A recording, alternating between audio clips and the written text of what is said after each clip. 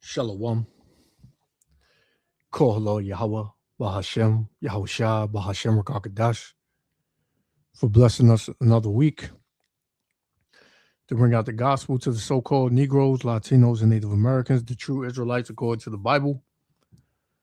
This is another live from, me and the brother, me and the elder. And we're just going to get into it. We're going to jump right into it because America is more divided than ever. America is a S storm waiting to happen, and it's a lot of tension in the air. You know, you got the like I said last week, you got the Handa virus, you got the Ebola coming back, you got, this administration, and people are furious, and people ready to crash out and lash out, and you got, your everyday Americans just waiting to shed blood, man, looking to shed blood. This country is a war zone. Yeah, because you can, just because you can still go to the grocery store and, get in your car and drive and come in your house and watch Netflix and lock your door, and you think that this thing is not going to affect you in any way. But it's about to affect everybody in a way. And what I can't not,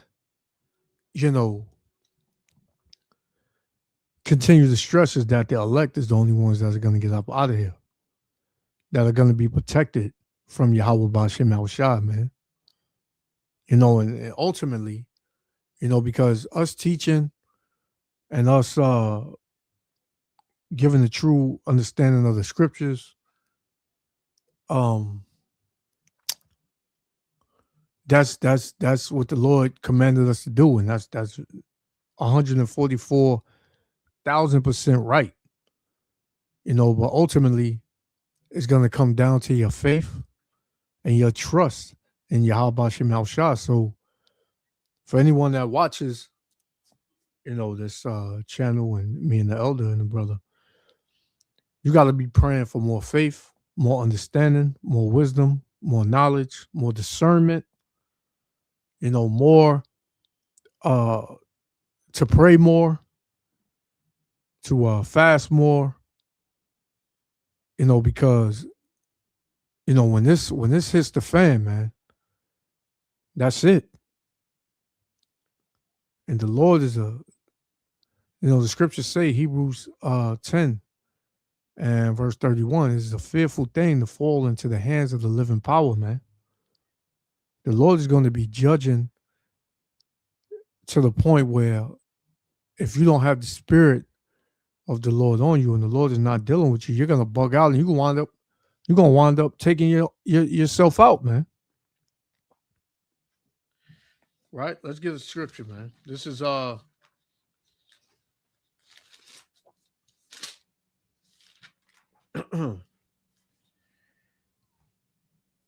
this is the book of Luke. Let me get it real quick. Salakia. Luke 21 and 26. It says, well, I'm gonna start at 25. Luke 21 and 25. And it reads, and they shall fall, Salakia, verse 25. And there shall be signs in the sun and in the moon and in the stars, and upon the earth distress of nations. Right? It says, with perplexity, the sea and the waves roaring, man. Right? So the nations are going to be in an uproar. And you see that. You see the many riots and protests and uproars of the people throughout the earth. You see this. It says men's hearts failing them for fear, meaning their minds. Right? People are gonna be just bugged the hell out. And you see it now, but it's gonna reach another level, man. It's gonna reach another height. Right? It says men's hearts failing them for fear and for looking after those things which are coming on the earth. Right? For the powers of heaven shall be shaken. And don't get it twisted. Trump, this administration, the leaders of this country are very much in fear. Right? They just got word that Iran has nuclear missiles that they got from North Korea. Right? So America, is definitely in fear. But not only that, their pride is not going to let you see them in fear. Their pride is going to allow you to think that they have everything under control when they don't. Right? So it's only a matter of time, man. Each and every day, you wake up, that can be it. You got all of these threats coming out with the grid gonna get hit. It's gonna be no power for a month, for months. Right? Then you got people prepping and saying to stock up and get in touch with God and this and that. The scriptures tell you that our people have a zeal of the Most High, but not according to knowledge, because you're still calling on Jesus, right? Which that's not his name. The scriptures tell you by one name shall you be saved. I believe that's in Proverbs 30, I believe. Let me see.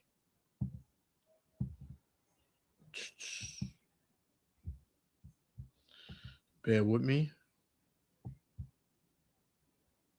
Yeah, Salakia. It was Acts. I was way off. Salakia. Acts, chapter 4, verse 12. I'm going to start at 11. It said, this is the stone which was set at naught of you builders, which has become the head of the corner. Who's that talking about? Yahushua, man. Right? The Lord. It said, neither is there salvation in any other, for there is none other name under heaven given amongst men whereby we must be saved, man. And that name is Yahweh Bahashem Yahushua, man. So you still calling on Jesus, man. You still lost. You got a zeal, but you still lost. Right? And Jesus ain't gonna come save you out of this. Right? Ain't gonna be no so-called white man come out the sky with his arms spread, saying, come with me now, child. I want to take you out of here. It's not gonna happen, man. So yeah, man. We need to be on point with what the scriptures say. Because that's the only way you may obtain salvation and be saved out of what's coming on the earth. So let me play this real quick, because this is really what America is coming to. All right, this is what America is coming to, man. And you got Jake out here having dreams and visions, right? Just showing you what type of mindset people are in. What type of mindset people are in, man. Put this down. Yeah. So this is Jake that's just giving his testimony on something that went down or something he's seen. So check this out. While I was outside, right, and I see my neighbor, right. I'm very convinced that my neighbor is probably a military vet or whatever the case is, but I just seen this fucking man pull out a body armor an AR-15 style rifle. Straight up. Now the vest did have American flag on it. He took that vest and that AR-15. It was just wide open. I mean, there was no magazine in the clip or nothing. I don't know if there was one in the chamber. I don't know. But he brought it into his house. So do he know something that I may not know? Because I know I'd be up here talking about all this doomsday project shit, which is going to happen eventually. Okay. But I really think he knows what could potentially happen, or I really think he knows something that I know as well. Or then again, he could be just bringing that into his house for home defense. But now I know that one of my neighbors got a fucking rifle, got a weapon. So keep my eyes on that person for sure. Because let me tell you something. When shit go down, EMP hit the United States, lights, power grid, all that shit go down, bro. I know exactly where to look at. Yep, I know exactly where to look at. So I'm gonna tell you right now. And we tell you, man, that's in the scriptures, that your neighbors are gonna be your enemies. Mind you, who knows how long this Jake been, or next to his neighbor. They probably live together. They probably live next to each other for 10, 20 years. But when he's seen that, that changed his mind completely about who his neighbor was. We telling you, man, right now, people walking up and down the street, living life. They got people around them. They day ones, they best friends, whoever they consider to be their best friend, their family, whatever. It's coming to a time where, trust is going to go out the door. It's coming to a time where, people are going to, you're not going to know people. People are going to SHIT on you, man. And you're not going to see it happening. You're not going to see it coming. Why? Because everybody, you on this everybody love me spirit. Right? I get along with everybody. I don't have hatred in my heart toward nobody, man. That's going to go out the window. Because in past videos I've done, you have people saying there are people out here that are waiting for this country to go belly up so they can fulfill their darkest thoughts and what they've always, had in their minds to do to people, man.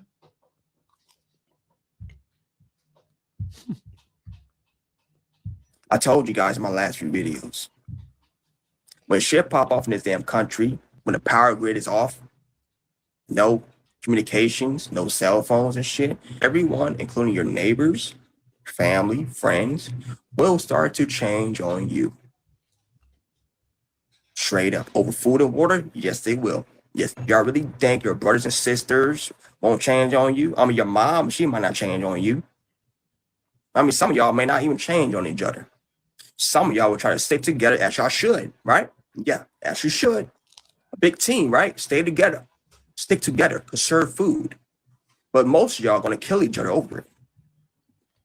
Over food and water. Oh, yeah, y'all going to do it because y'all going to feel, oh, I need all the food to myself and the water to myself and all the water to myself. That's how most of y'all are going to feel. And most of y'all are going to take out your own people just so that you can have all the food and water to yourself, which is so selfish and fucked up and scandalous as fuck. Babylon, America, people are very selfish, man. It's all about them and how they feel and what they want, right? My life it needs to be better. And if I got to come up through you, that's how I'm going to do it. And that's now. You can't even trust people now. And you still have somewhat of a system still in place. So imagine when the system crashes. and the money is out the window, and people ain't got no food. Like I said, people, if you ain't got no money but you got food, people will still be kind of, you know, okay. But if you got money and no food, what you think people gonna do, man? They may try to buy their way, buy some food or whatever through somebody or whatever. And if people like, nah, I need all my money, I need all my food. What you think is gonna be the next step? They kicking down your door, waving the 4-4.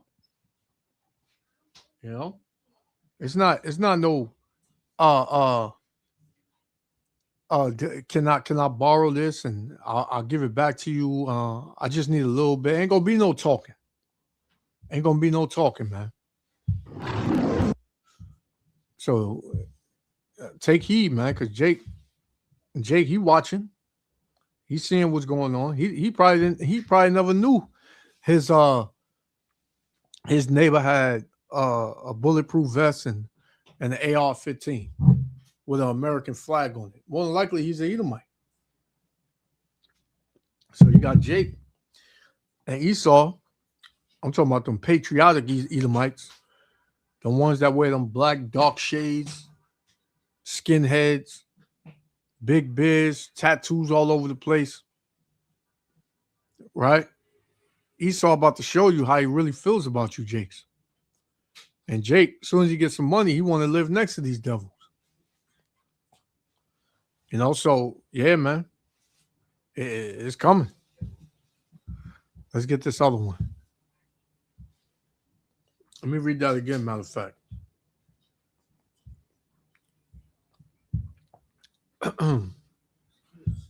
Read that again. Because you got this one where it's just total chaos out here. Total chaos, man. It says influencer Cam Higby ganged up on by anti-ICE mob outside Delaney Hall. Now, whenever you have these riots, these anti-ICE protests and all that, just know that you got agents in the midst of these riots to stir up trouble and get people arrested or even worse. Right? So let me get, before I play this, let me get this. This is Second Esdras. All right, because Second Esdras, the book of Second Esdras, is very valid, very needful in this time. This is the book of Second Esdras, chapter 15 and verse 14. It says, woe to the world and them that dwell therein. For the sword and their destruction draweth nigh, and one people shall stand up to fight against another, and swords in their hands, man. Swords are going to be in people's hands. What's the modern day sword? The gun. Right? So it's going to be in their hands. You may not think this is going to come, but it's going to come. It says, for the sword and their destruction draweth nigh, and one people shall stand up to fight against another with swords in their hand. That's neighbors, friends, family members, people who you thought loved you. They're going to be totally against you, man. It says, for there shall be sedition among men, meaning a violent uprising, and invading one another. They shall not regard their kings nor princes, and the cause of their actions shall stand in their power, man. Now, this whole ICE movement, this is a form of the government that that has been made to put pressure and oppress the everyday American. Now, it started with the Northern Kingdom, you know, with the whole what is it? Immigration, you know, thing. But ICE is going to be used to put regular Americans in concentration camps and jail and whatever else. You know, this thing is bigger than what you're seeing. It's bigger than what you're seeing. So this is verse 17. It says, a man shall desire to go into a city and shall not be able. Because you're gonna have checkpoints where you can't get from one city to the next, or from one part of, you ain't gonna be able to fly and go to this country and that country. You're not gonna be able to do that no more. It's gonna be lockdowns. It says, for because of their pride, the city shall be troubled, the houses shall be destroyed, and men shall be afraid, man. And people are afraid. People are very afraid, man. Right? It says, a man shall have no pity upon his neighbor, but shall destroy their houses with the sword and spoil their goods because of the lack of bread and for great tribulation. Yeah, no food. No food, man. So they coming in your house. And like I said, they're not asking. They're not going to give that little old knock on the door and say, it's me. I just wanted to know if you had some extra this or that. My kid, we tried to go out. They ain't going to give you an explanation. They're going to blow a hole in your door, kick down your door. And, these houses out here, man, they got these weak doors, man. They probably just kick it in. And then once they get in there, whatever is in there is theirs. You got it, they want it. They're going to take it. And they're not asking, man. So let's play this one. Because it's chaos on the street. Well, soon the whole world is going to be in chaos, man. This is just in a certain part of the city, but soon it's going to be citywide, nationwide, region-wide, worldwide.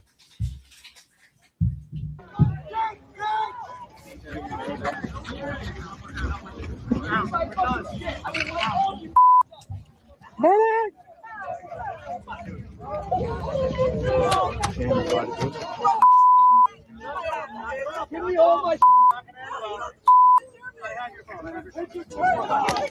They have both of those. I have one. Which one? Green case or white case? Both guys. I'm my white guy. Thank you. I don't know.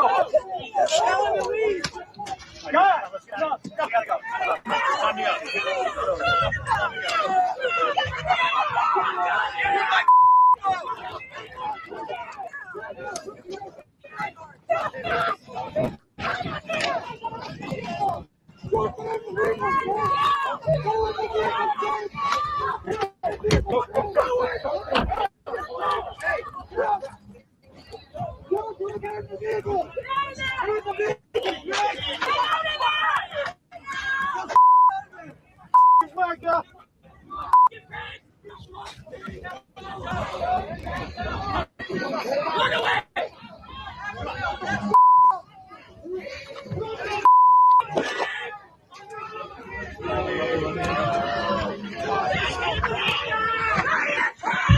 And the other dude, he got his hand on his gun. He ready to pull out and then just start dropping people. It's going to come to that. This is it looked like an ICE detention center or whatever. And this dude is an influencer. His name is Cam Higby. I don't know who this dude is, but, you ask me, he's just an agent.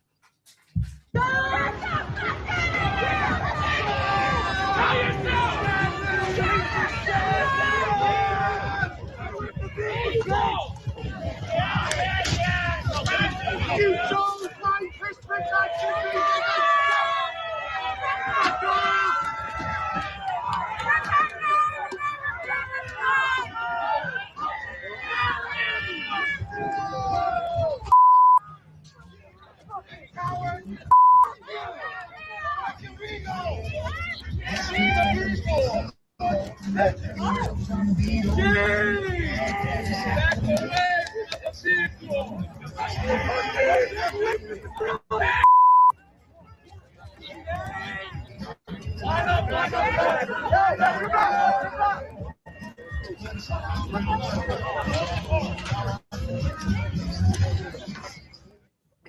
Imagine being able to.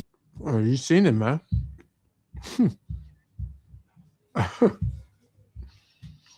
This place is a joke. Babylon the Great is a joke, man. You know? Let's get another one. This is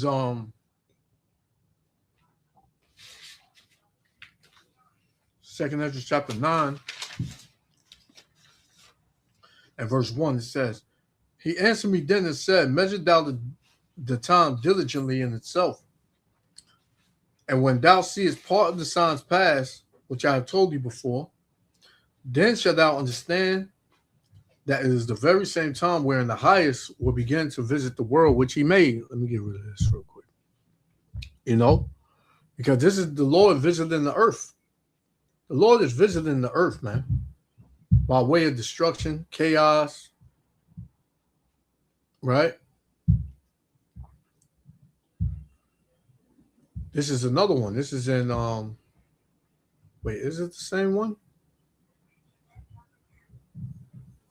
I think this might be the same one, but this is in New Jersey, you know, because, you know, back in, what was it? Earlier this year where, you know, you had them two Edomites get put to death. Who knows if they even really died, man. You know, so much psyops, so many psyops and things that's happening, man. You don't know most of them. You don't know if most of these things are even real, man. You know, this is why you got to pray for discernment. But either way, whether it's real or not, it's still putting a spirit in the earth, man. Right? So it says, verse 3, it says, therefore, when there shall be seen earthquakes and uproars of the people in the world, man.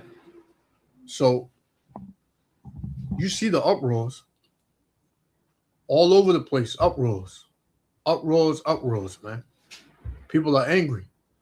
Every day is a new protest popping up. Every day it's a new chaotic scene popping up, man, where people are angry and crashing out. This is a daily thing now. This is the new norm. This is the new norm, man. Right? So check this one out.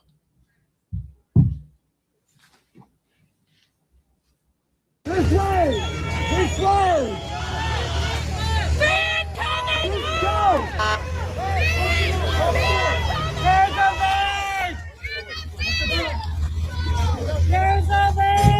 And Salakia, it is the same place. It's just more detailed, you know.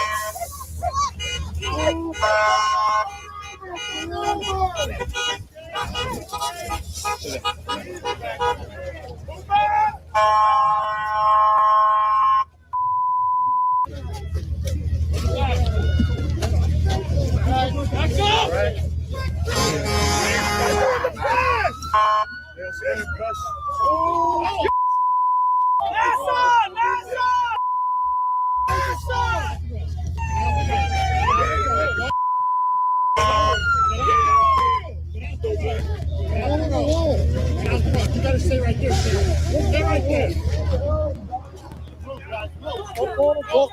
Go to the pressure.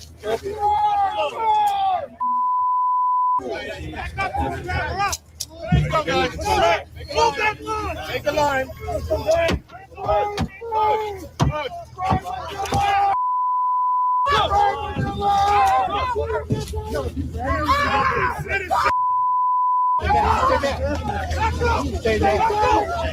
Proud, man. This devil right here, proud. See how he whipped out the stick? Like, yeah, it's over now. Move the line. Like he God or something. Tell you, these fucking Edomites, man. These niggas are because they the real niggas. They the most proud, man. They are the most proud. Right? Let's get one. This is 2 Thessalonians, because now you're seeing who's who. And without a shadow of a doubt, man, the so-called white man is Esau Edom. He is the man of sin, the son of perdition, man. This is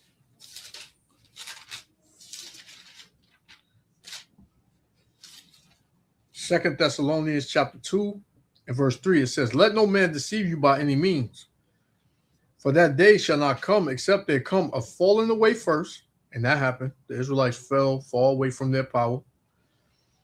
And that man of sin be revealed, the son of perdition. Who's that? Esau Edom, man, the so-called white man, man. Right? This man is the devil, man. Right? He's the man of sin. Who is governed, who has governed the earth and made it what it is today? The wicked. Why is the earth so out of course? Why is the earth so violent? Why is it every abomination going on under the sun? Because the wicked are in rulership. Who is the wicked, man? Whose face is on the money? Who runs the banks? Right? Who controls everything? Who goes to other nations and sell them and force them into their ideologies and their ways of life, man? Right? The so-called white man, man. So by default, they are the wicked. They are the son, the man of sin, the son of perdition. It says, who opposes him and exalted himself above all that is called the Most High, or that is worship.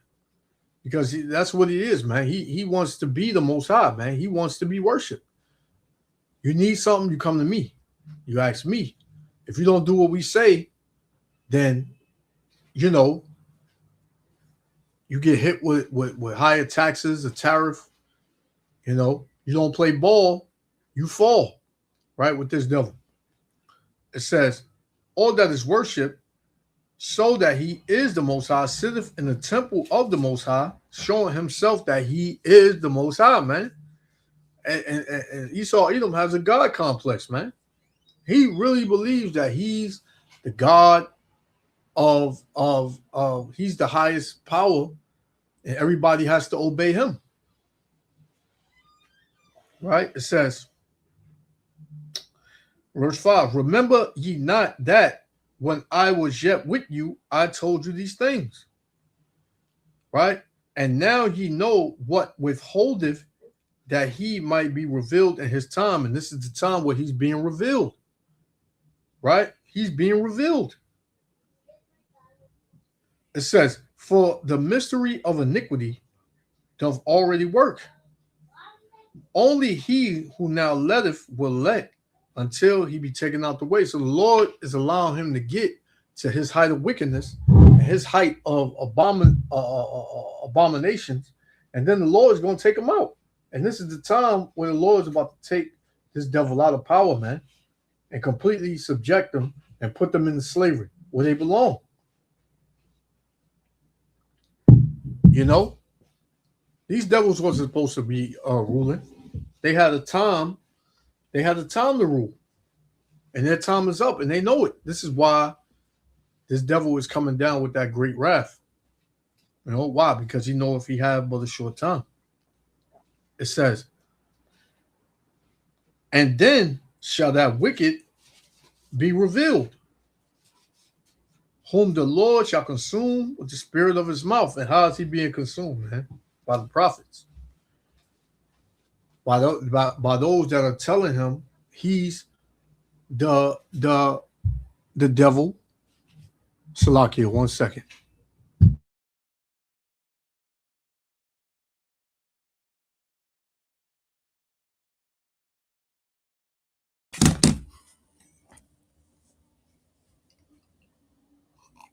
You can hear me? You can hear me, Elder? Yes, sir. Come. Salakia. Yeah. Yeah, so that's what the Lord is doing, man. Verse 8 again, 2 Thessalonians chapter 2 and verse 8, it says, and then shall that wicked be revealed, whom the Lord shall consume with the spirit of his mouth, man. And who's the mouthpiece of the Lord, man? The prophets, the servants. How is he being consumed? Because he's being told who he is. He's being told what he has done, and he's being told what the Lord's going to do to him, you know, in the end. And it's killing these devils, man. They can't sleep at night because they know what they've done. Mm-hmm. Like if you do something, right? If you commit a crime and you think that you got away with it, it's been swept under the rug for so long, and then people bring it up about what you did, you're gonna get upset, man. You're gonna try your best to shut them up.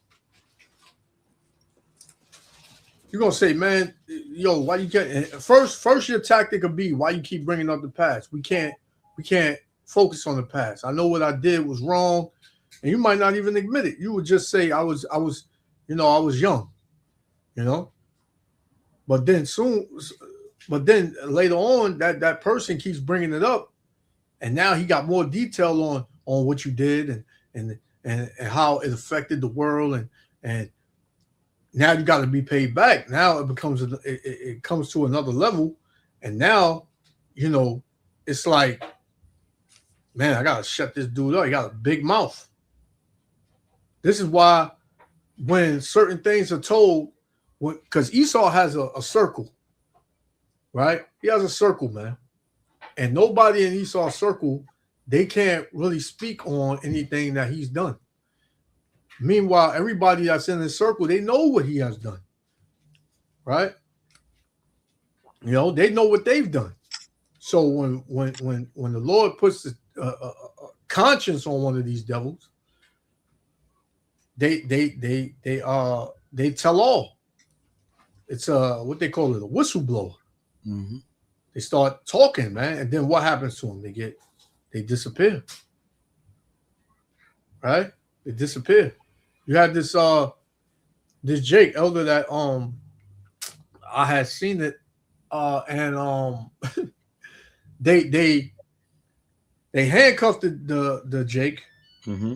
They put him in the back of a police car, and they said that Jake somehow broke out of the cuffs and shot his own self in the head. Nothing go like that. Lying.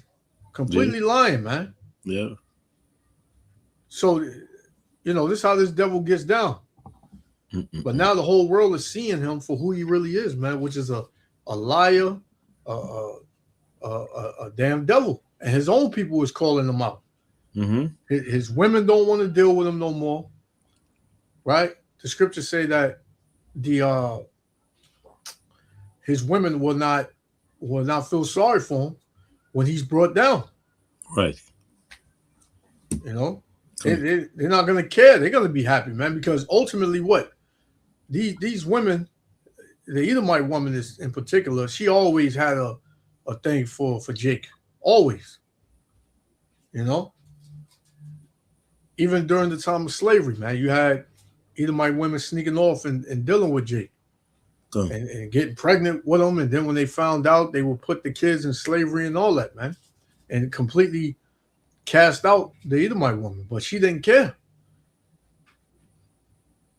So you got that going on now. This is why all those laws were set up, you know, Jim Crow and, you know, a whole bunch of other laws that they put in place to stop the Edomite woman from dealing with Jake, because that's who the Edomite woman was always intrigued with.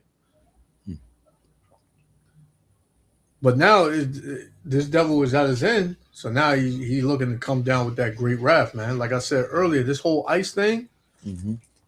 they wanted you to think that it was for immigration and all that. And Trump, what Trump said, we're gonna get all the criminals out. But then once he got in office and he set it in stone what he was doing, he was going after working the Northern Kingdom that was working, that had jobs, that had their papers. You didn't see criminals getting locked up like that. But ultimately, the ICE, because what was the ICE budget? 100 billion, something like that. Which it was bigger than the military budget. So what they're gonna do is they looking to use ICE to pretty much put you Jakes, under subjection and back in hardcore slavery, put you in concentration camps and all that. I know brothers don't believe in concentration camps, but you got ICE detention centers, you got Alligator Alcatraz, you got many other facilities that's holding Israelites. So there has to be some truth to it, right? Okay. But I'm gonna finish 8. It says, and then shall that wicked be revealed, who the Lord shall consume with the spirit of his mouth, and shall destroy with the brightness of his coming, man. Because when the Lord returns, he's gonna completely take Esau, Edom out of rulership, man. He's gonna destroy Babylon the Great. He's gonna destroy all the leaders of the earth, the kings of the earth, and he's gonna set up his kingdom, man. And that's what we patiently waiting for as the saints. Okay. Yeah, you got something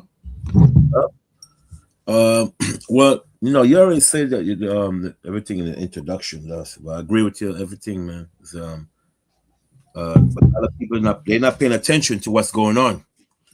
They're so caught up in this lifestyle. It's like it's like they don't understand what about to happen, man. And it's very sad because like we're always using our people, they're like the walking dead. They don't understand that this whole system of government is about to collapse. And, just like it did back in them days. They always say history repeats itself, and it's facts. Yep. It's facts, man. I was watching this video yesterday. I think I sent a copy. How America lost so much warplane and billions of dollars in the military. Almost $1.8 trillion already worth of weapon destroyed in the Middle East. We're not talking about road and so forth. That the pathway. We talk about the weapon. The defense system. A lot of these things, everything is just collapsing. You know what I'm saying? I had a precept for you. What you just said. Yeah. You can bring it up about history repeating itself. Yes, sir. This is Ecclesiastes 1 and verse 9. It says, "The thing that have been, it is that which shall be. Right. And that which is done is that which shall be done. And there is no new thing under the sun." Exactly. No new things under the sun, man. Everything happened now. It's happened back in the past. Just like we're gonna go over later on about America. The new Rome, the same thing Rome did. Beginning with this guy Tarquin the Proud. He was the last king to rule the last king to rule Rome. We talk about king, not emperor, king to rule Rome, which causing the beginning of the republic. This guy named Tarquin the Proud, Tarquin the Proud. He was the last king to rule Rome. The fall of him started with the lady that got raped by his son, causing a massive uproar in the Roman Empire. So that caused him to become they overthrow him. Then you have this other two guys now that fought against him. They become the new Senate and so forth, So that's the same thing happened right now, man. You got this thing that the military is going broke. Yep. And by military going broke now, what's going to happen? He's got cut off a lot of sources, a lot of resource. Yep. He's going to get cut off from Programs. the program, right? Exactly, from program. We already heard that Trump said on the news that if they do not cut off 500,000 people from 50 state each state must cut off 500,000 people that getting food stamp and getting this thing called Section 8 and other resource from the government. Okay, they're spending all that money on the military, and they don't give a damn about the poor. You know what I'm saying? That's right.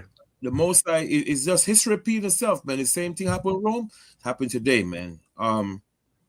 But there's another scripture that I had another one on that too. you got another one? Con, this is Ecclesiastes 3:15. Mm-hmm. It says, "That which have been is now, Mm-hmm. and that which is to be have already been." You see, and that which is to be already been. So all these things already prophesied already. Elder, get that one in Jeremiah chapter 29, I believe he said he prophesied about many kingdom. Con. Jeremiah 29, you know what I'm talking about 29, remember the verse. You talking about the prophets? Prophesy against many kingdom, yes sir. Oh, okay, come. Mm-hmm. This is Jeremiah 28 and verse 8. Mm-hmm. It says, "The prophets that have been before me." Right, so Slakia. So Jeremiah said the prophet that had been before him, before his time, right? Go ahead. Come. It says, "And before thee of old Mm-hmm. prophesied both against many countries Mm-hmm. and against great kingdoms Mm-hmm. of war and evil Mm-hmm. and of pestilence." Right. So all these prophets, Enoch, all those guys prophesied against many kingdoms about the fall of empires and oppression, how you see how empire oppressed the people in wickedness. Tyrant, they call him tyrant ruler.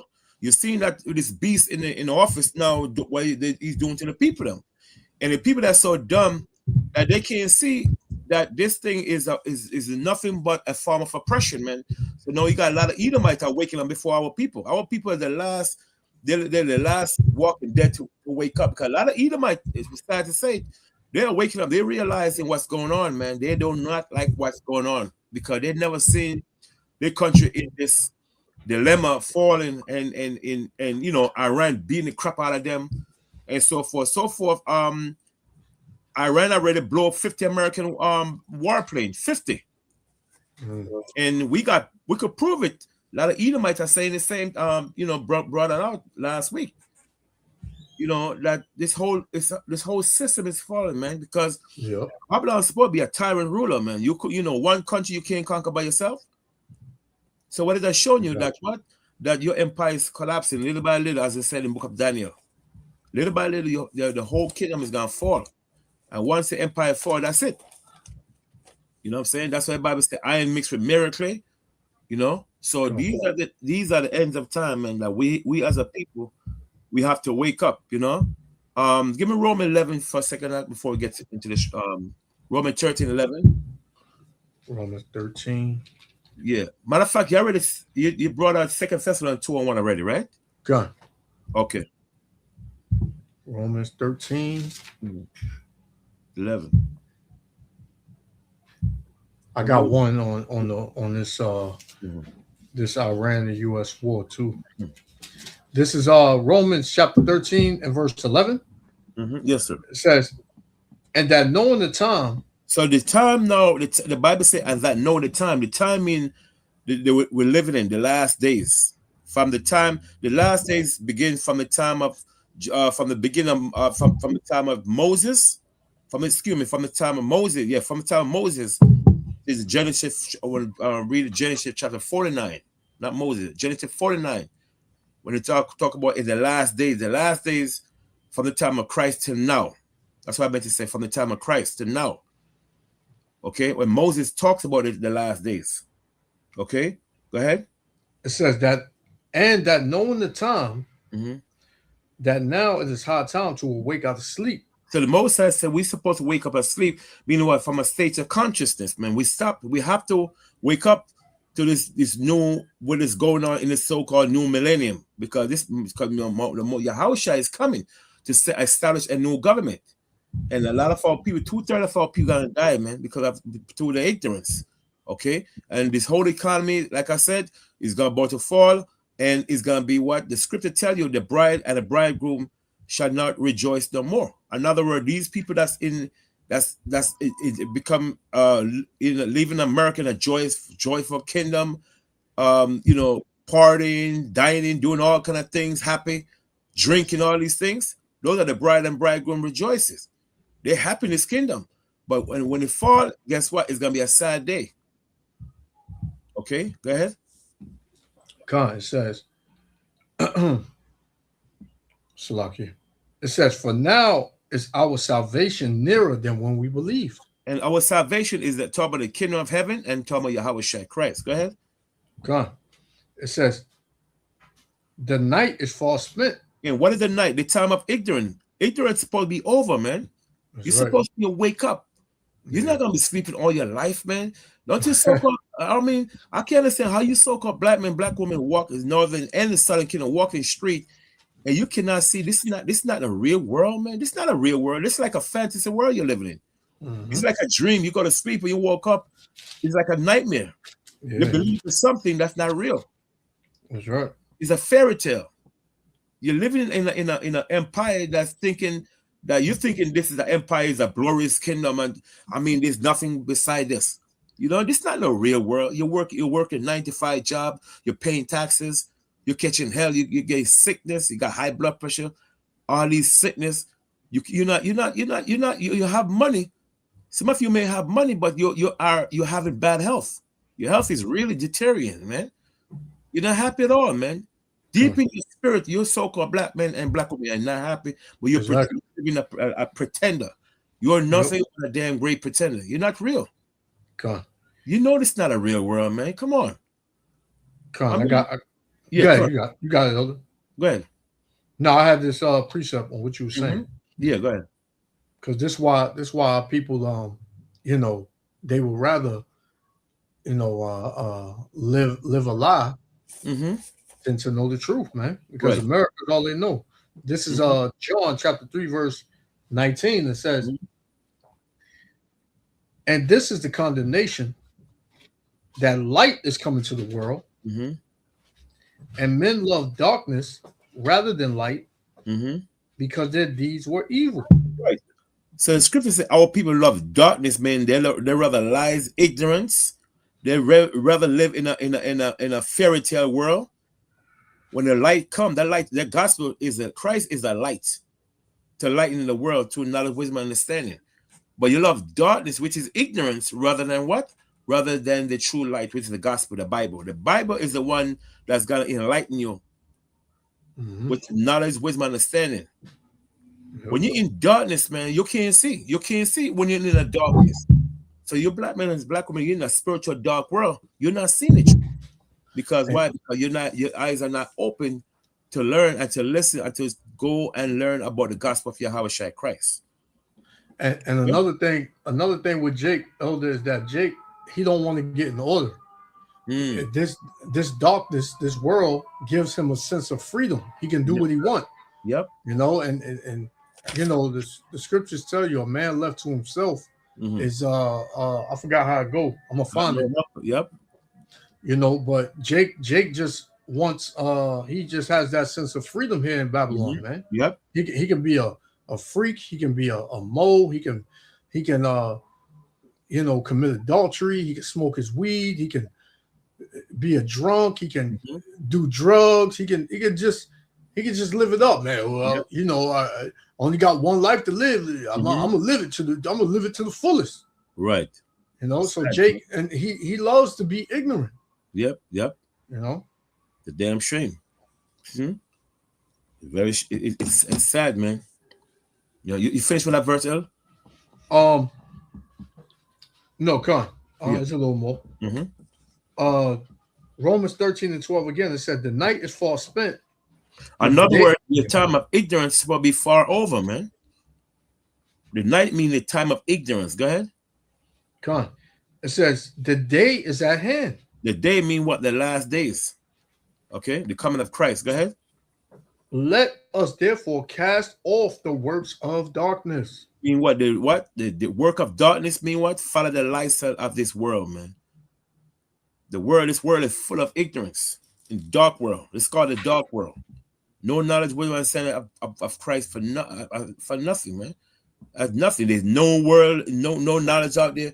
All you seeing people talk about nothing but freaking left-handed things, like you especially Jake talk about women, this, that, how much women he slept with, and who's gonna be the next great basketball player. Those are all things that we talk about. We don't talk about nothing but spiritual, man. Every time you hear all people, man, it's just that it's sick your stomach. It's like warm water, man. You have no sense of consciousness, and that's sad. But the time gonna come, but a lot of you black men, black women, when you lose it every damn thing, you don't have nothing. The only one you have to turn to is to Yahushua Christ.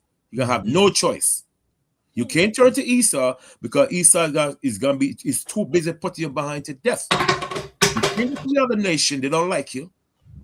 Who you gonna go to? The only one you have to turn to is to the one, the hope for one, which is Christ. Go ahead. Come. It says,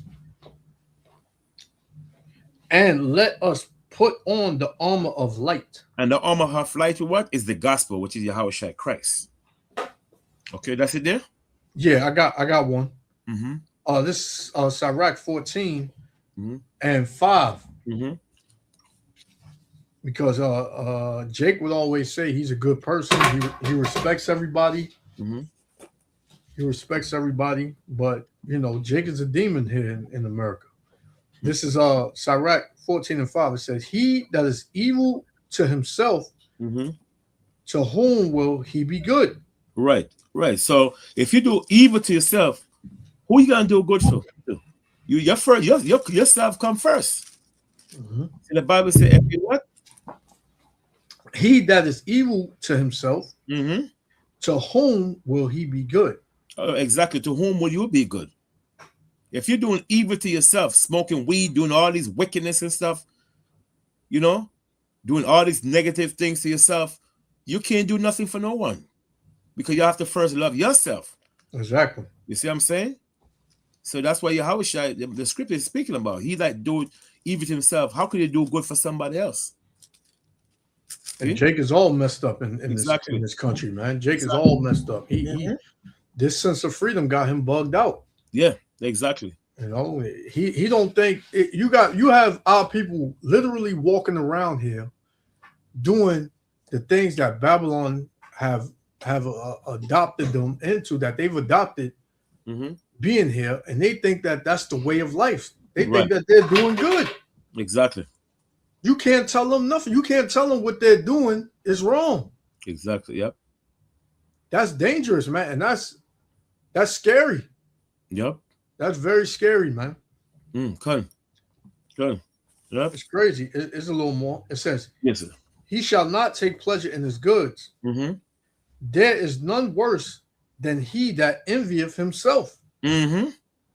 And this is a recompense of his wickedness. Right, exactly.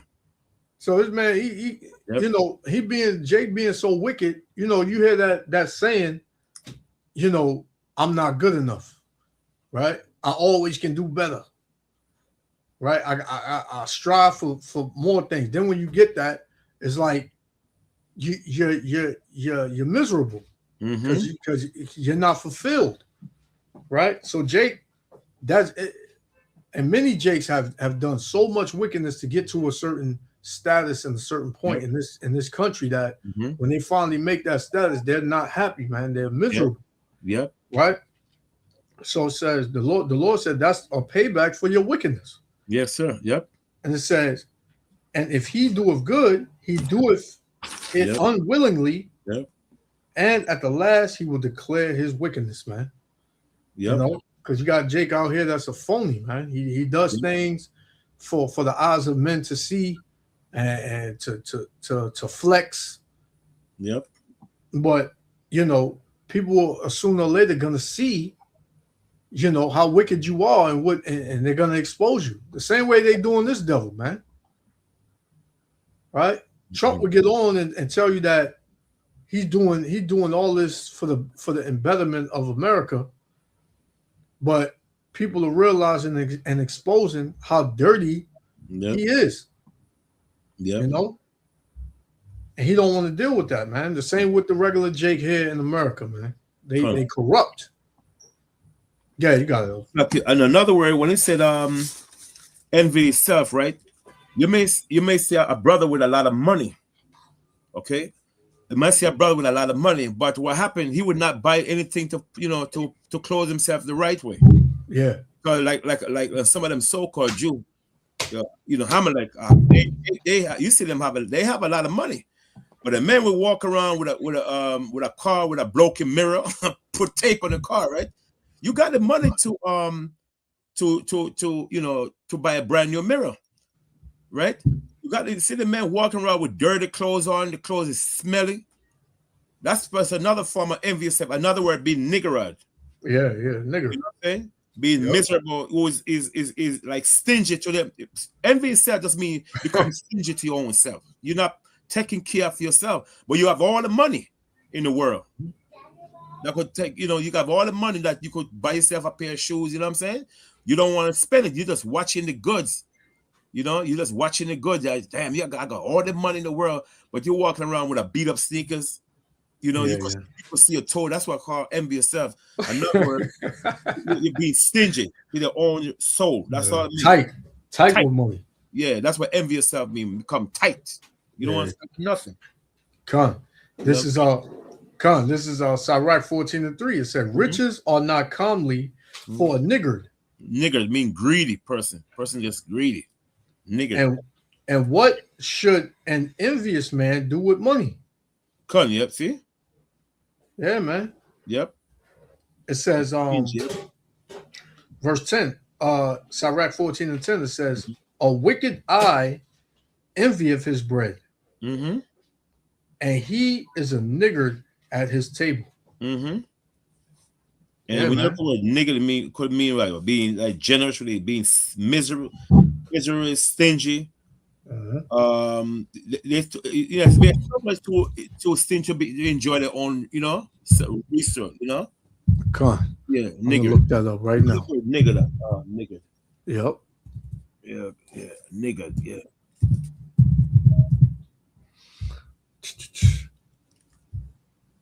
Okay, nigger.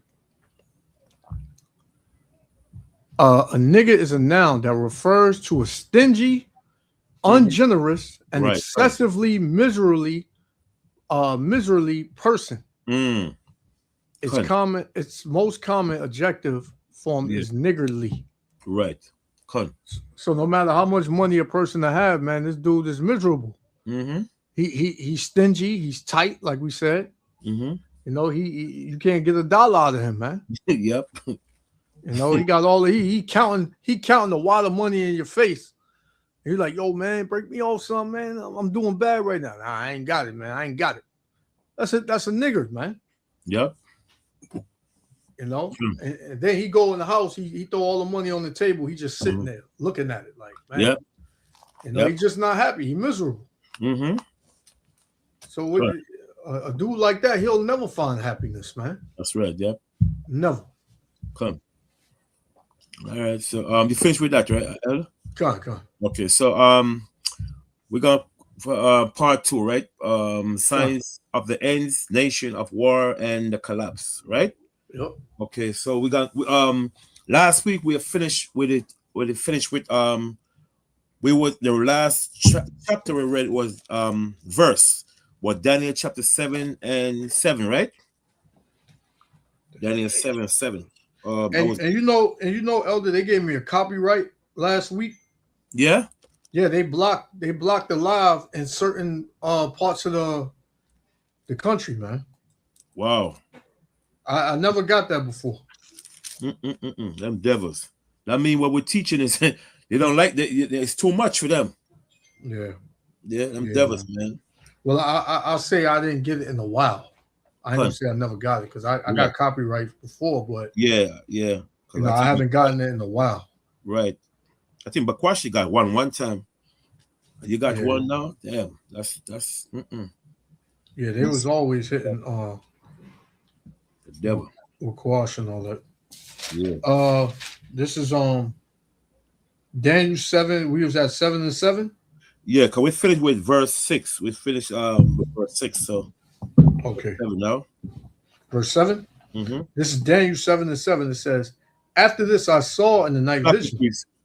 Slack it. The reason why we continue, we start with the book of Daniel, because when you talk about the beginning of empire and the fall of empire, you have to start with Daniel chapter 7. That's why the reason why we start with Daniel chapter 7.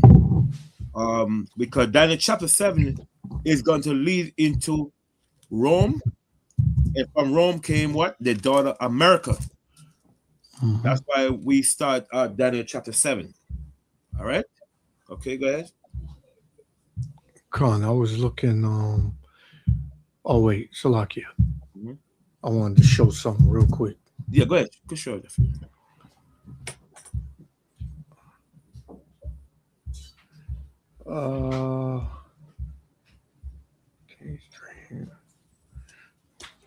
Okay. Earlier when I'm gonna tell you when you find 2 books when you bring one for me later on. Con. Yeah, con. When you got, go ahead. All right. So you can see it. Yes, sir. It says the kings. This is Daniel chapter 2, right? Mm-hmm. So when you go on to 7, it's pretty much breaking down.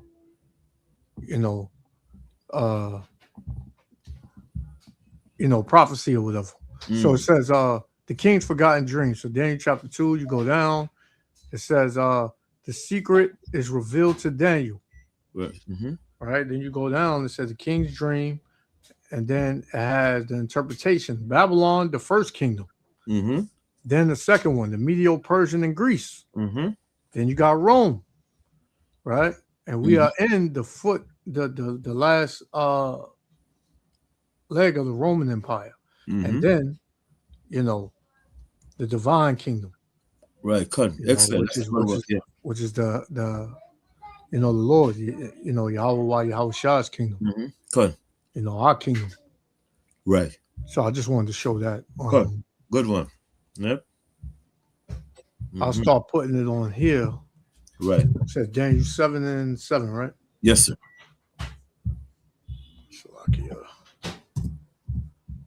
Daniel 7 and verse 7. Mm-hmm. All right, so it says, after this, I saw in the night vision, and behold, a fourth beast, dreadful and terrible, and strong exceedingly. Mm-hmm. And it had great iron teeth. Mm-hmm. It devoured and brake in pieces, and stamped the residue with the feet of it. Right. Mm-hmm. And it was diverse from all the beasts that were before it. Right. So we mentioned earlier when last week we said Rome was diverse from all the beasts was before it, right? Now let's get to some history how Rome was diverse from all the beasts before it. There's a book here. I want let me get the book for a second. I want you to get up. You could try go to yeah, come on, let me try. Yes, let me get it for you. Okay. How Rome was diverse from all the beasts before it, because it's 2 things. Let me get the book, name of the book. It's called when you're ready, let me know, okay? Okay, come on. Yeah. Oh wow, Elder, they took it off. What? What was the name of the book, Elder? Because I just got the page, but they took the book off. I know it's page 36. Yeah. Okay. Well, what book was it? Yeah, it's called Emperor something? Imperial Rome? Yeah, Great Ages of Man. Great Ages of Man. Yeah. Page 36. Could put Imperial Rome, Great Ages of Man, because different books called Imperial Rome. Yeah. Imperial Rome. Great Ages? Yes, sir. Great Ages of Men.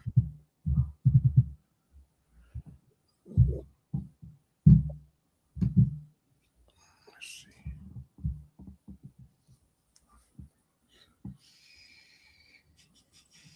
Yep. Let's see. Page 36. CPDF page 36.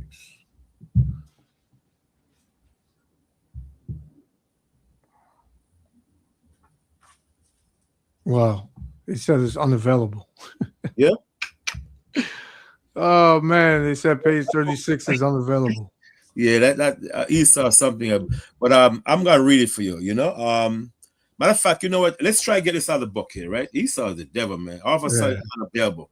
It's called A Brief History of Culture. A brief history. Yes, sir. A Brief History of Culture. That's the name of the book. Yes, sir. History. Yeah, Esau something else. Because that they never took they took the book out, Yeah. the text you sent me, but they left the page. Mm.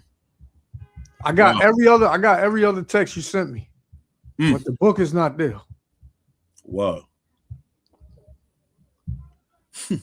I was trying to unload it back and it wouldn't let me. Right. Come. All right. A brief history of culture book By John Hittell. Hittell. Hittell. by John Hittell. Hittell. Yes. Hittell.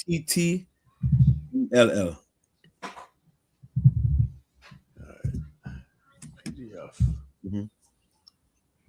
You saw something else, boy. Too. Yeah, that's crazy. Download PDF. Online books.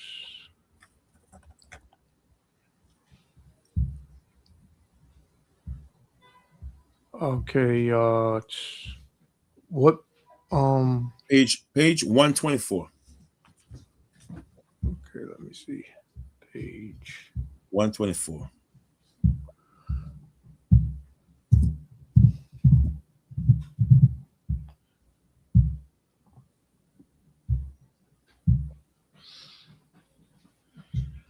Slovakia.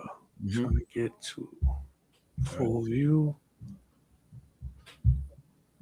Because what we're showing out is the history prove how Rome was different from all the three kingdoms and so forth. So it's good to show it through history, not with just mouth. That's why Yashua gonna show how it's very important to research, because back in the days Rome was known as the known world. That's why it was diverse from all the other nation before it. So we're gonna show you why Rome is known as the known world. Okay, the Greek were great empires. The Median Persian Empire were great. The Babylonian Empire were great. The Assyrian were great. Even though the Bible didn't mention the Syrian Empire in Daniel chapter 7, but those were a great kingdom that rules. Okay, All so right. yeah, You can see. Oh, yes, sir. let me share it. Let me share it. Right.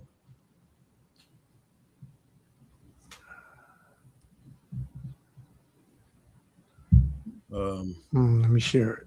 All right. You see it? All right.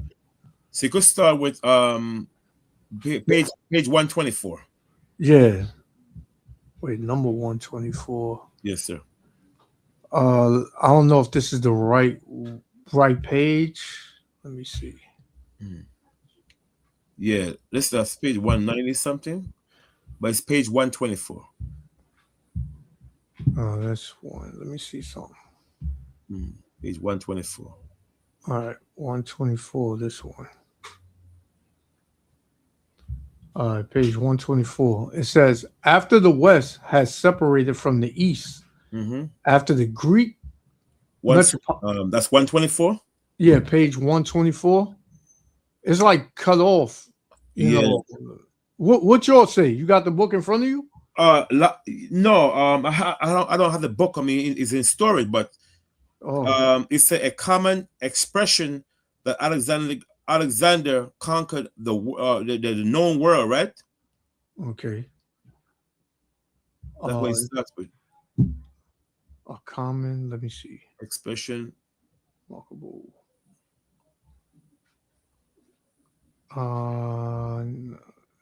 Okay. Because you see how it cuts off, right? Yeah. And then this is the finish. Let me see. If I could send this to you, Elder, if I could send this to you, that'd be good.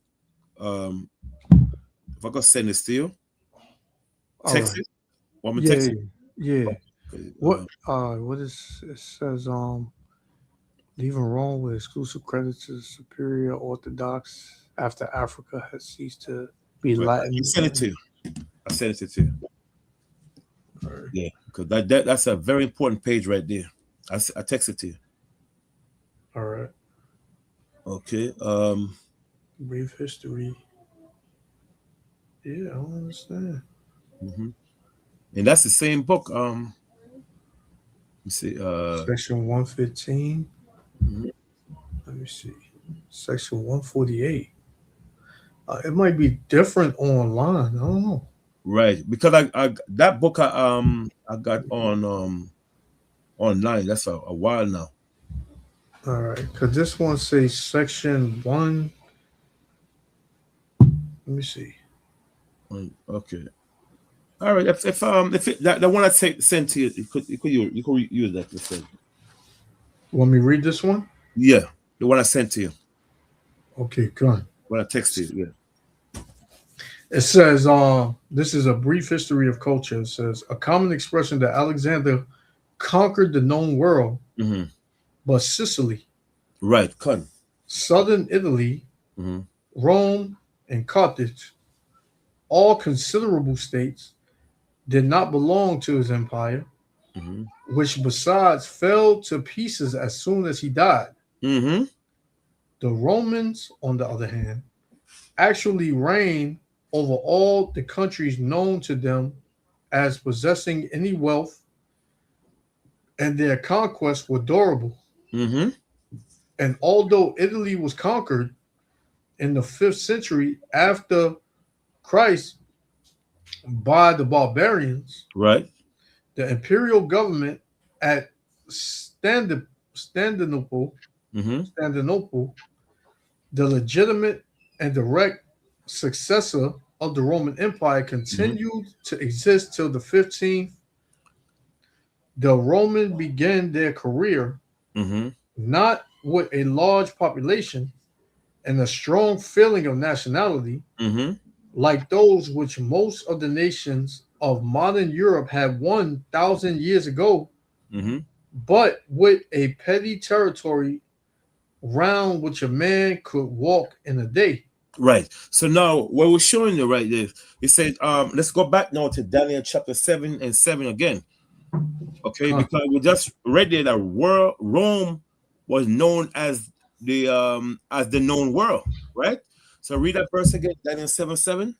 Daniel 7 and 7. Mm-hmm. After this, I saw in the night vision, and behold, the fourth beast, dreadful and terrible, So we know that's the Roman Empire, dreadful and terrible, right? Go ahead.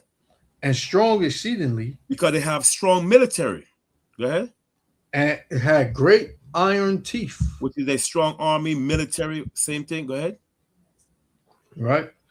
It says, it devoured and break in pieces, and stamped the residue with the feet of it, The residue mean the nation. Go ahead.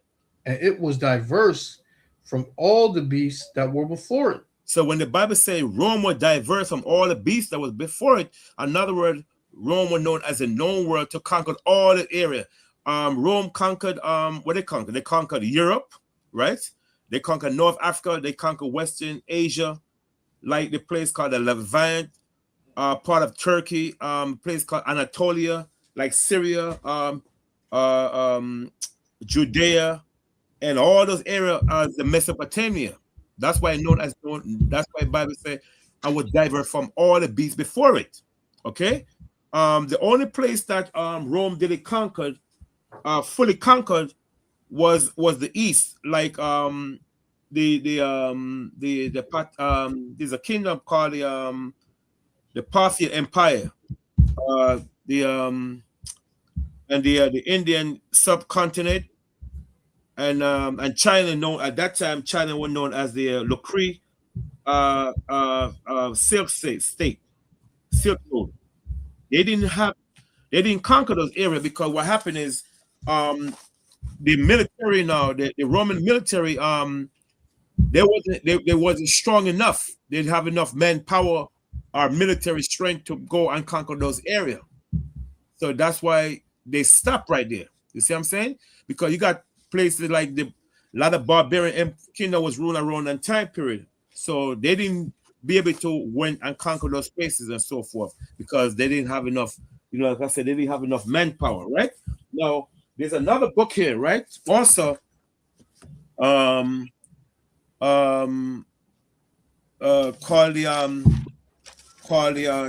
it's called Imperial Rome, right? Imperial Rome on page 36, right? I'm gonna give you another part why he said that Rome was diverse from all the beasts before it, right? I'm gonna read page 36. The common Rome was okay. I'm gonna start at page 35. It says Rome derived from Romulus the word seemed to be Etruscan. And a Roman legend also says that the city had 3 Etruscan kings, right? The last of them, talking about, was also the last king of Rome, like I said earlier. The monarchy was brought down in 509 BC. That's the last king to rule Rome, which is known as Tarquin the Proud. According to the legend, the Emirate's cause was the behavior of Tarquin's son, Sextus, who raped the king's man's wife, right? Lucrea, causing her to stab herself to death, right? Now, this is what I'm going to read down. It said, in the outcry that followed her death, Tarquin, whose power had been declining anyway, and anyhow was disposed, and Rome became a republic in 519 BC, right? The transaction from one form of government to another seemed to have been accomplished relative based, at least in the conduct of public affair, right? All the Roman have the kings, they continue to accept the idea of supreme authority. Now, this is when now the Rome become a senate now, which they call imperium. But now, instead of giving the power to a king who held it for life, the Roman placed it in the hands of 2 consuls. So just like America, the consul, who held it for 4 years, right? Now, Elder, go to Second Ezra, right? First Maccabee, chapter 8, verse 15 to 16. Second Maccabees. Yes, sir. No, First Maccabees. First Maccabees. Yeah. First Maccabee, chapter 8, 15 to 16. First Maccabees, chapter 8, 15. verse 15. Yeah. And it reads, moreover, how they had made for themselves a senate house. A senate house, right? We just read here, right? The senate house was started during the time of the Republic of Rome. Okay, that's when the senate house was started during the time of the Republic of Rome. Go ahead. Wherein 320 men sat in the council daily, consulting always for the people. Right, for the people. Another way to control the life of the people. Really, that's what Rome was doing. They control the people. Them, but even though they did not, they get rid of the king. Now it starts ruled by what? By senate. That's another way Rome was different from all the other beasts before him, before the Greek, the Median Persian, and the Babylonians. Okay, they started to rule by Senate, and then earlier before that, Rome was known as the known world because Roman Empire conquered a whole bunch of kingdom from different places, from, like I said, from Europe, North Africa, Western Asia, all the way down to the Mediterranean Sea. The British Empire, Britain, Rome conquered all those areas also and took it over. The Mediterranean Sea, all those places which is known as around the Mediterranean Sea. Okay? And established their kingdom. That's why Rome was different from all the other beasts. Okay, go ahead. It says, to the end, they might be well ordered. They may be well ordered. So what they do, they make what? They make things there for the people, them. Like decision for the people. Okay, go ahead. It says, and that they committed their government to one man every year. One man. What is that one man? That one man is going what? They were known as what? They known as emperor or whatever. Right? That would be in today's that would be in today's translation as Trump. Right. The government gave the presidents, you know. So the emperor was chosen by what? By the Senate. Okay. So now, what verse we in now? 16? Still 16, yep. It says, who ruled over all their country, and that all were obedient to that one. See, all were obedient to what? To that one person. So now the two leaders that went up against Tarquin the Proud, the two guys was two leaders that governed the newly Roman Republic in 509 BC. This guy, they were known as Lucretius Junius Brutus and Lucretius Tarquinius Collectinus. They were elected as the first joint council of Rome after leading the revolt that overthrew the last Roman king, Tarquin the Proud. So Rome was ruled by council. Okay, and they were a very powerful empire. You see what I'm saying? So they were very powerful, like emperors and so forth. Not empire, empire. Okay, because empire started later on. You know, like I said, after kingdom, before 509 BC, it was ruled by kings. The first king to rule Rome was Romulus Augustus. Okay, Romulus, not Romulus Augustus. Sorry, Romulus. That's where the word Rome comes from. The word Romulus, which means strength. Okay, he was the first king to rule Rome. And then after that, now, it was only, like I said, it was at that time was 9 kings that ruled Rome so far. Etruscan king. These were Etruscan. These were Japhet. They were not no Edomite king. These were the sons of Japhet. Okay, they were Japhetic people. One of the sons of Noah. Okay, so let's go back now to Daniel 7, and then we gotta go down 2 more verses, and then we continue. Daniel 7 and verse 7 again. It says, after this I saw the night visions, and behold, a fourth beast, dreadful and terrible, and strong exceedingly, and had great iron teeth. It devoured and brake in pieces, and stamped the residue with the feet of it. So we know the residue means the nation, where they come to destroy nation, and they set up their own cultures, and force people to under their own dominion, their rulership. Okay, go ahead. And it was diverse from all the beasts that were before it, and it had 10 horns. 10 horns. Now, that 10 horn known today as what? As NATO. Okay, those horns was a future prophecy kingdom that is going to establish in the last days. The 10 horns. Okay. Those 10 kingdoms, that's what's going to establish in the last days. When we go over the history, known today as NATO, that's why it strengthened American empire, because when you look at a lot of these countries, America have military in these countries. There's a lot of countries, America have military in these countries and so forth. and that they could shoot missile in Africa and other places. Mhm. Okay, only known world that Rome did not know was who? Was America, because America became the fourth back after this guy. I can't remember the damn guy name that gave it the America the fourth kingdom, known as the fourth. Can remember it, we always talk about it. Who gave America the fourth part? America Vespucci. Oh, okay, America Vespucci was the one that gave America known as the fourth part. That's why we tell the book of Revelation. Let's get that real quick and destroy the fourth and we talk about the fourth part. I think Revelation 6, right? Fourth part.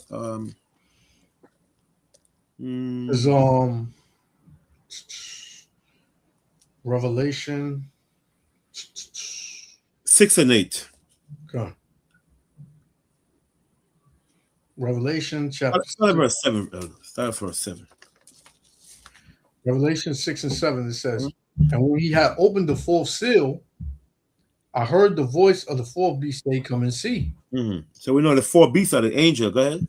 And I looked, and behold, a pale horse, and his name that sat on him was Death. And we know that pale horse represents Esau. Go ahead. And hell followed him, which is captivity. Go ahead. And power was given unto him over the fourth part of the earth. Well, see, and power was given unto him over the fourth part of the earth. Okay. And let's Google America, the fourth part of the earth, because back in the days, no one knew America as the fourth part of the earth. Even Solomon know, because Solomon of all the wisdom, because Solomon came to America way before the Indians to get gold and stuff with the Phoenicians. There's a record on there that Solomon came to America with the Phoenicians. But America was known as the fourth part during the time of America Vespucci. He's the one that called America the fourth part.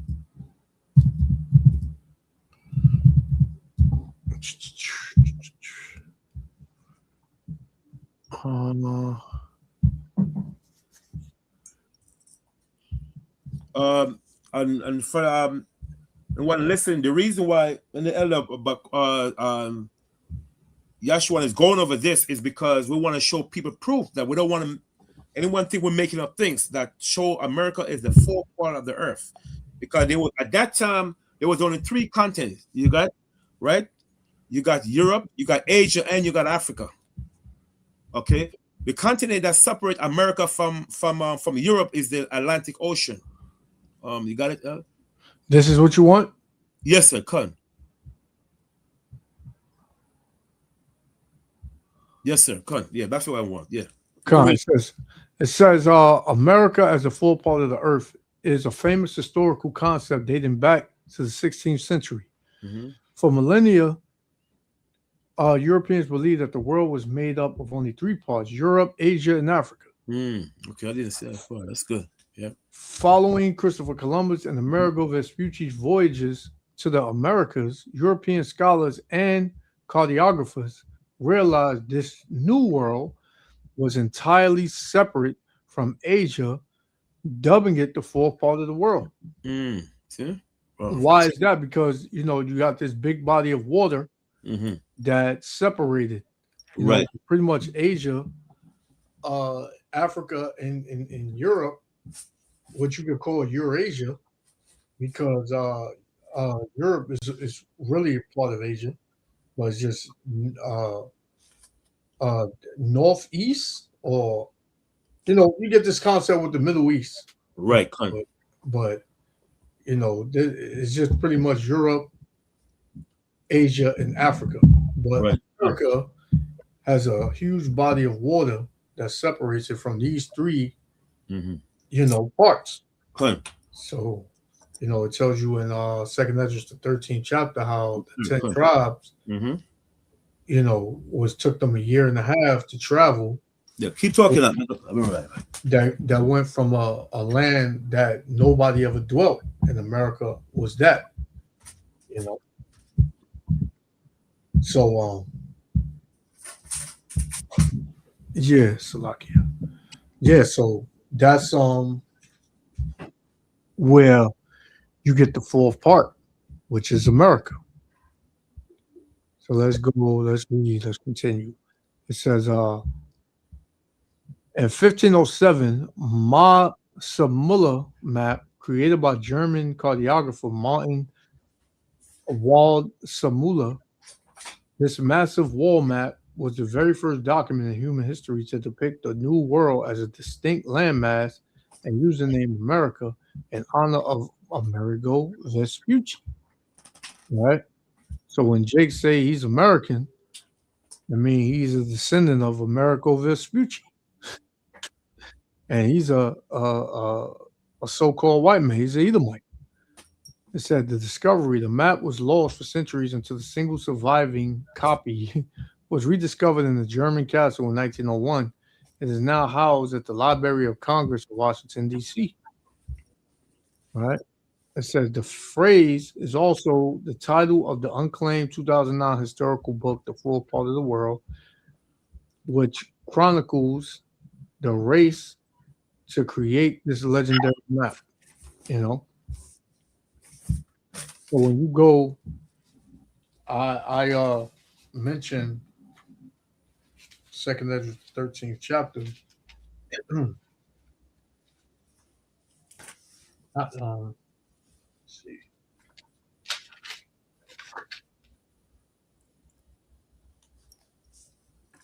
Second Ezra 13 and verse 40, it says, those were the 10 tribes which were carried away prisoners out of their own land in the time of Hosea the king, who Salmanassar, the king of Assyria, led away captive, and he carried them over the waters, and so they came unto another land. Okay. It says, but they took this counsel among themselves that they would leave the multitude of the heathen and go forth unto a further country where never mankind dwelleth. Right? And for you got dudes out here saying this is another part of Africa. Right. That's a lie, because it tells you, we're gonna read it. It says that they might keep their statues which they never kept in their own land. So now if they were in Africa, we were slaves in Africa. We couldn't keep our customs in Egypt, keep our customs in Africa. So that means that they would have to have went somewhere else where no man ever dwelt to keep they statues. Right? It says, and they entered into Euphrates by the narrow passages of the river, for the Most High then shoot signs for them, and they held still the flood till they were passed over. Right.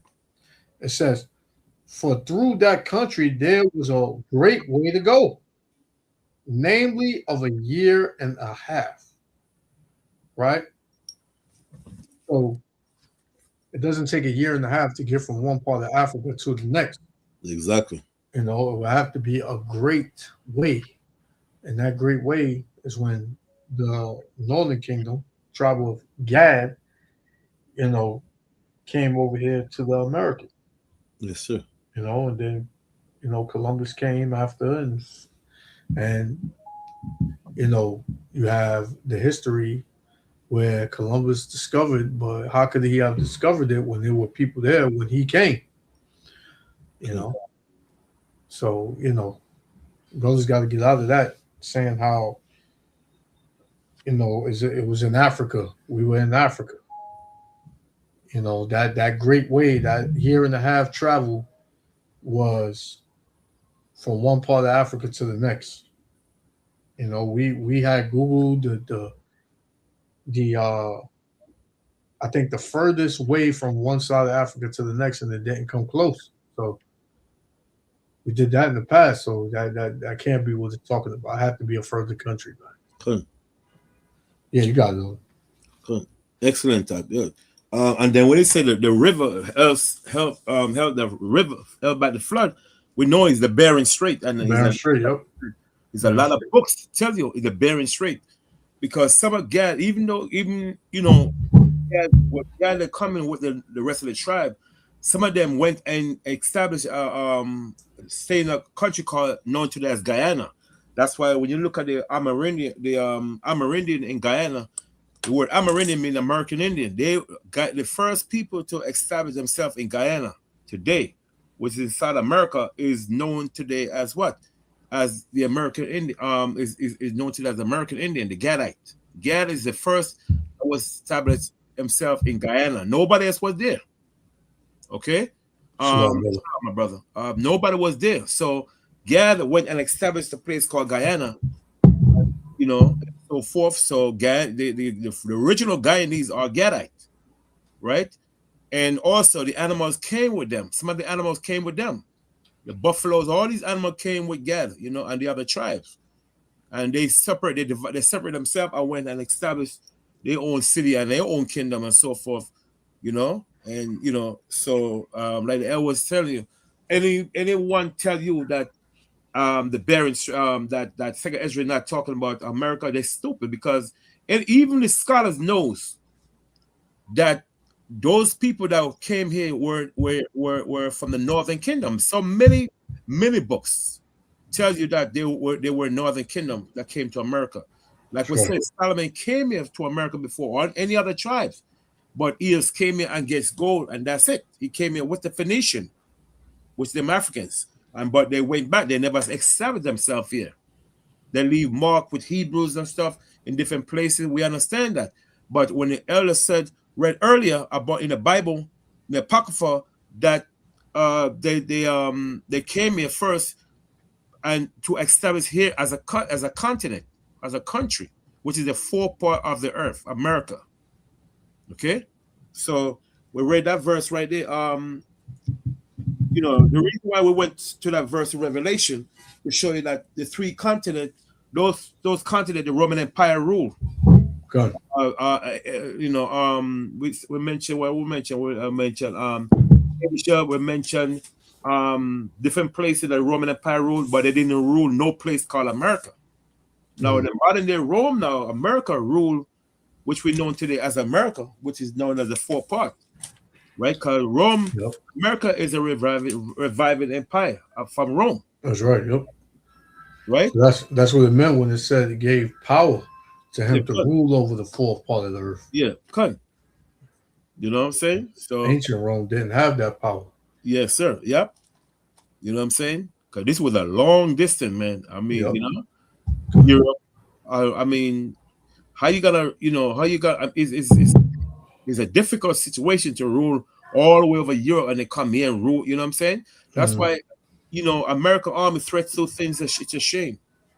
So we know Rome ruled Europe, North Africa, Western Asia. That's why Rome are known as the known world, because they want to conquer all these areas and so forth.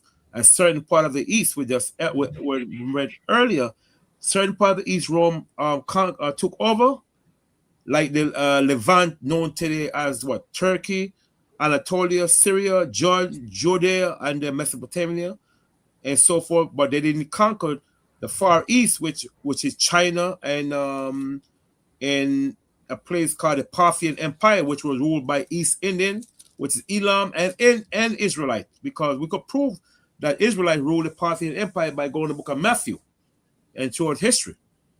Okay, so now we're gonna continue with Daniel, and then we're gonna start going to some more stuff about Daniel 7, and then go 8 now, right? Yeah, 8. Mm-hmm. This is Daniel 7 and 8. It said, I considered the horns, and behold, there came up among them another little horn. And another little horn is America that came out of the Roman Empire. He's gonna show you. People say this is talk about Antiochus the fourth, but no, we know there's another little horn in Daniel chapter 8. Two different things. And we're gonna show you that this little horn is talk about America. Go ahead. It says, before whom there were 3 of the first horns plucked up by the roots. So the 3 on the horn that came out of Roman Empire, right? The Spanish, the French, and the British. Those are the 3 kingdoms America established war with. Now, let's go to the Apocrypha for a second. 2 Ezra chapter 11, verse 1 for a second. There's a precept I want to show. Second Ezra chapter 11 and verse 1. Mm-hmm. It says, Then I saw a dream, and behold, there came up from the sea an eagle. We know what is the Roman Empire, an eagle. The word eagle represents swift because Rome and go and they conquer kingdom. They just destroy kingdom and take it over. That's why it's known as eagle represents swiftness. Okay, go ahead. Come on. It says, came up from the sea an eagle which had 12 feathered wings. Which is the 12 Roman emperor. Okay, the 12 Roman emperor we mentioned before. Okay, is known as the 12 Caesars that ruled Rome. 12 Caesars. Okay, those are the 12 Roman emperor, the 12 Caesar that ruled Rome. Okay, you got Augustus Caesar, right? All the way down to Domitian. You got Augustus, you got Tiberius, got Caligula, Claudius, Nero, you got Galba, you got Otho, you got Vitellius, Vespasian, Titus, and you got Domitian Caesar. Those are the 12 Caesars that ruled Rome, the 12 feathers. Okay, go ahead. It says, and 3 heads. The 3 heads that came out of the Roman Empire are the Spanish, the French, and the British. Okay. I can't find my pocket for me, but there's a little history. Say something first. This 13 and 11. Me find my pocket. Go ahead. Come.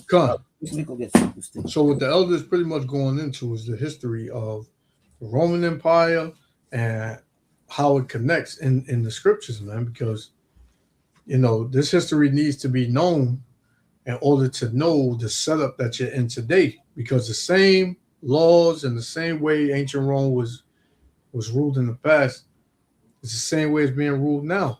It's just in a modern form, the same way the Israelites, the position the Israelites were in every captivity throughout history is the same type of captivity that we're in today. Is just in a modern version. It's just in a modern version. And a lot of our people, they don't care to know that.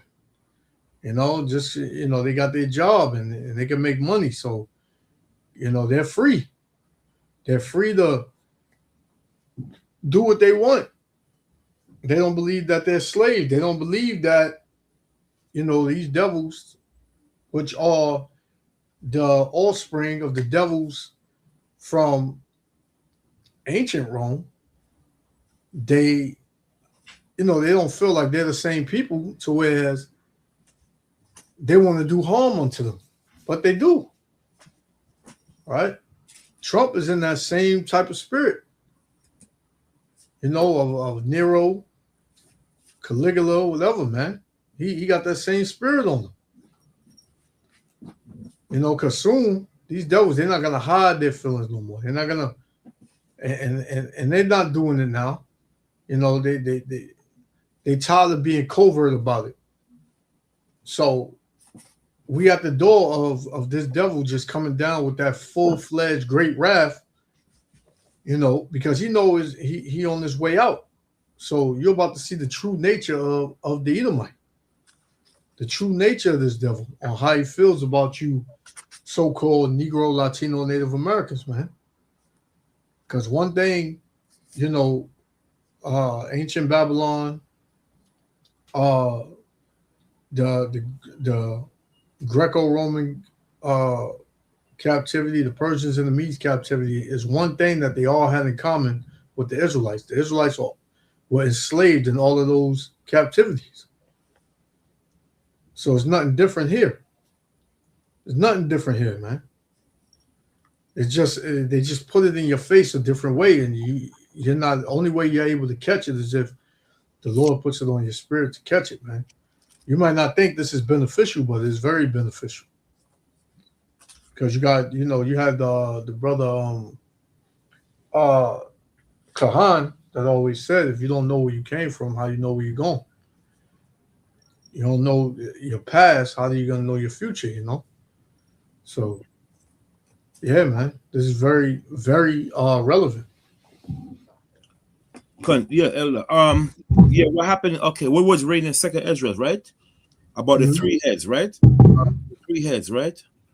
Keep reading for a minute. Second Ezra 11:1 again. It says, "Then saw I a dream, and behold, there came up from the sea an eagle." Which we know the eagle is talk about the Roman Empire because that was a scene in the book of Daniel. Okay, go ahead.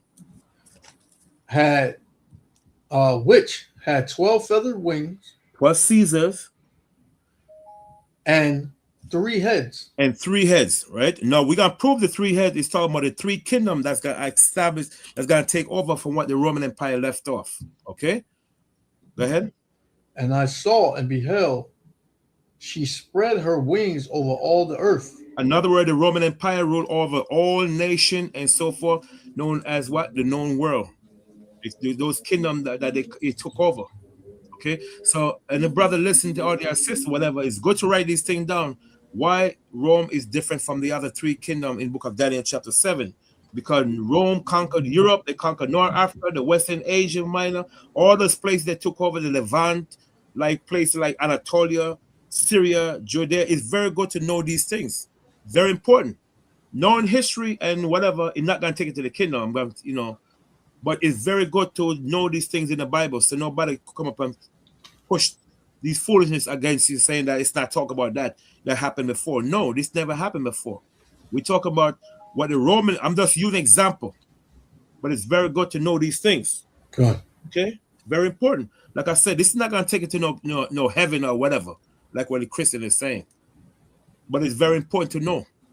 Good, because there's a lot of false narratives and doctrines out here concerning the history. And I got this video.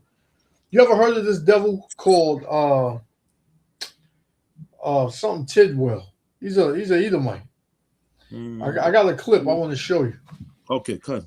You know, I wanted you to kind of elaborate on it, which I know the devil is a liar, is lying, but you know, because now you got this thing where Europeans are the Israelites. Wow. Yeah. That's crazy. Yeah. I want to show you this, man, because this is crazy. His name is what's his name? Rich Tidwell. I never heard of him. Rich Tidwell. So let me because you got this thing, this book called Nature Knows No Color Lines, where you had Israelites that were ruling in Europe. You had it was called they got images. I'll just show you a couple of images. Negroes in the coast in the coat of arms of noble families. It's a good book, yeah. Let me share it. I'm gonna rewind it, but I just wanted to show you. Well, I'll let him play first, and then I'll go to that part. Right. So this is you can see him, Elder? No, you can't see him. No. And so this is the devil right here. Right? He goes by the name of Rich Tidwell. I just found out about him maybe a week ago. But this is what he's pushing. So I want to play it. I think it's only about, let me see, only about 2 minutes and some change. Then you got this dude behind, so let me see. It's about 6 minutes. So check it out, those. Europeans are the Israelites. Here it comes. Here it comes. The principal component analysis of modern West Eurasians, showing us exactly how the Shemite populations work. The Shemite populations are everyone on here. Everyone I've talked about that's being a Shemite is listed here. You have over here Levantine and Shemite populations, Caucasians, Iranian, Turkish. Mizrahi Jewish, North Levantine, South Levantine, Arabian. Then you have the Ashkenazi and Sephardi Jews in between this cluster of 12 and those Shemite populations, exactly where Edom is to be. These are the Ishmaelites over on the right-hand side. These are the Edomites in the middle. These are the 12 tribes of Israel in the red circle. East Slavic, Baltic, Central. So he's pretty much saying everybody in this circle right here is the 12 tribes. Baltic, Germanic, French, Spanish, South French, Bosquic, Sardinian, Sicilian, Italian, Balkan, or whatever. So this is the 12 tribes of Israel. And this dude, he has a large following, but and where's his proof? His mouth? Exactly. European, Germanic, Balkan, French, Italian, especially North Italy, Sicilian, Spanish, South French, Basque, Sardinian. These 12 pools share not just a common paternal line, but a common total genetic heritage, the autosomal DNA of thousands of years living together as a people. 10 of 12 of these pools have R as their single highest Y-DNA haplogroup, and all of them have haplogroup R at least as a co-dominant. The Ashkenazi. This dude is talking about DNA, and you think that where people may live at today shows that they're the Israelites, but all those places that he just circled, more than likely there are Israelites there, right? Because the Israelites were scattered, right, throughout the four corners of the earth, right. So, his point is pretty, non-valid because there are Israelites everywhere. Yeah, he have not one proof. What's their mouth? He said the Germanic tribe that were Israelite. Exactly. It's simple, man. Ashkenazi and Sephardi Jewish populations appear outside the European circle, positioned between European and Levantine clusters, consistent with Edomite, mixed Shemite ancestry. Esau took his wives from the daughters of Canaan, Ada, the daughter of Elon the Hittite, and Holibama, the daughter of Anna, and the granddaughter of Zibeon the Hivite. Also Basemath, Ishmael's daughter, the sister of Nebaioth. So he took 2 Canaanite women and an Ishmaelite, and as a result, his genetics over time pulled out of the cluster. Look at the 12 tribes from 1200 to about 1050 BC. Yeah, he cut his own self because he said Esau, right? Where's that Esau? The Jews came out of the lineage of Esau. You know what I'm saying? Exactly. He cut his own self. He's an idiot, man. And then he's making a separation where he's talking about the Ashkenazi Jews are Edomites. Right. But you are Edomites. All of y'all are Edomites. Even you're Edomite. So he's saying that because he slept with 2 Canaanite women, they were dark, and I don't get his point. He cut his own self out. He said Esau. He should have never mentioned Esau. He should have just continued with his lies and stuff. Some people would not, because a lot of people already know Esau is a damn European, man. Come on, he said Jews come out and lead the step, I mean, come on, man. He just cut his own self. Stupid. He sounds stupid.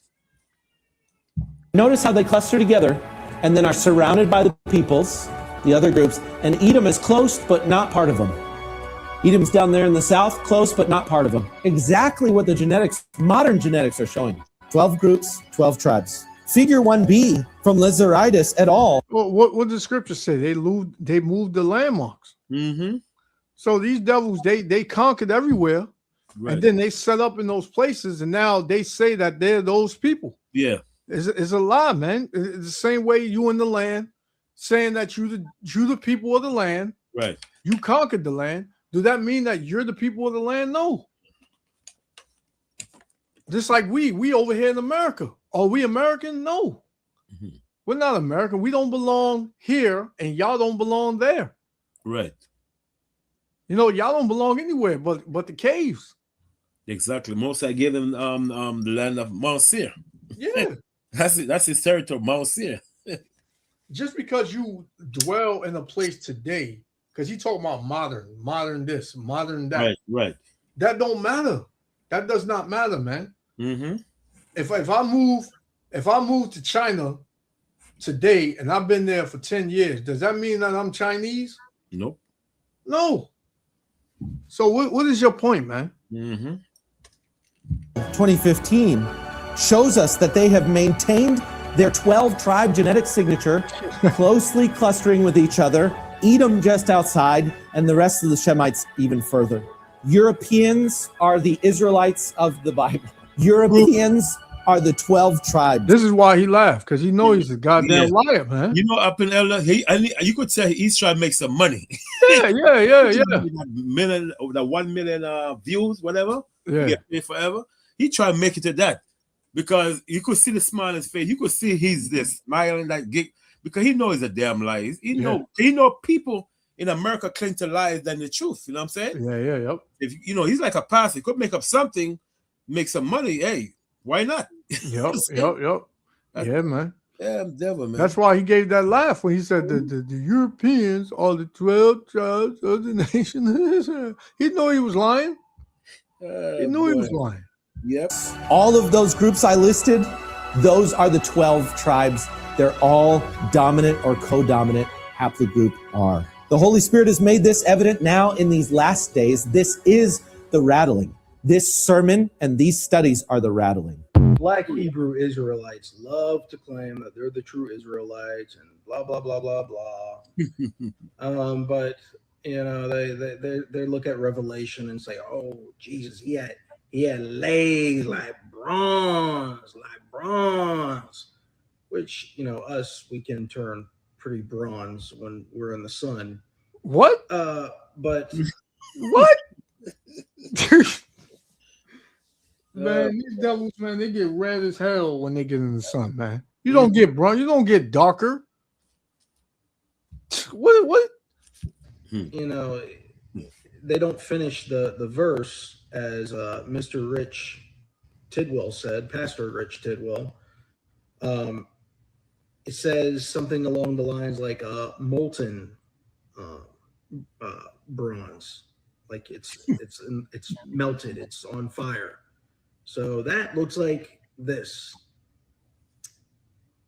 Anything like being black. But it also said as if they burned in the furnace. Yes, stupid. So you didn't finish the verse.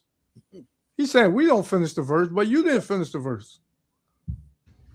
And then they say, "Oh, well, Jesus, his hair was like wool and shit." So our hair, our pube hair, it be like wool and shit.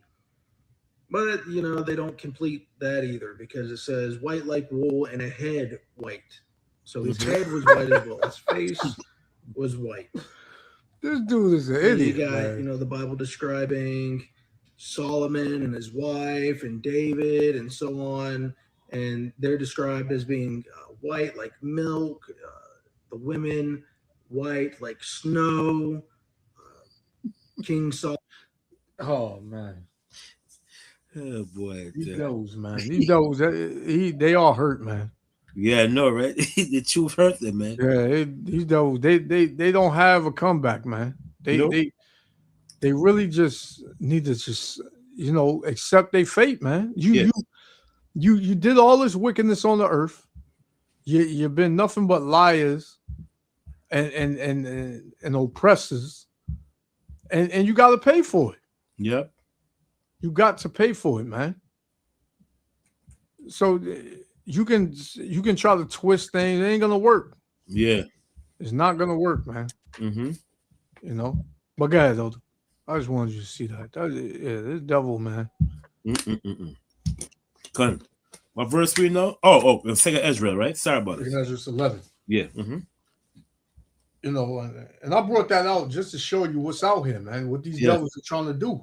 Come. That's something else. How they trying to rewrite history? How they trying to erase certain images, and how they did erase certain images. We went over Job 9:24. Mm-hmm. How they And First Maccabees 3:48 on how they Yep.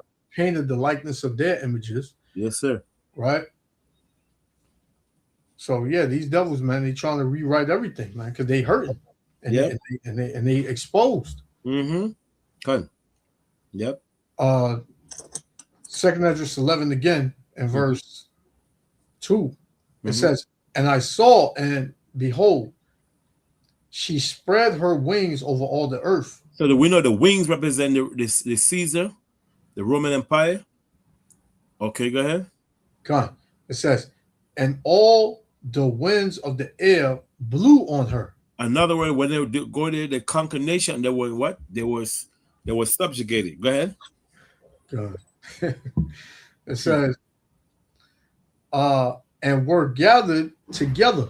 Right. Another word, they start ruling over these nations. That's what I mean. Gather together, they start ruling over these nations. Con. Psalm 58:3. Con. That's right. Mhm. As soon as they come out the womb, brother. That's it. Yep. Speaking lies. God. It says, verse 3, "And I beheld, and out of her feathers there grew another contrary feather." So that's the 8th little Caesar right there, different from the 12th Caesar. Salaki, it says other. Yeah, Salaki, it says, let me read it again. It says, "And I beheld, and out of her feathers there grew other contrary feathers." Contrary feather mean the word contrary mean different feather, different from you got 12 Roman Caesar, then you got 8 little Roman emperor like Didier, Julian, Pertinac, Lysimachus, Cassandra, Commodus. Those are 8 little Caesar, different from the 12. Okay, go ahead. "And they became little feathers and small." Another word, the kingdom were very small. Go ahead.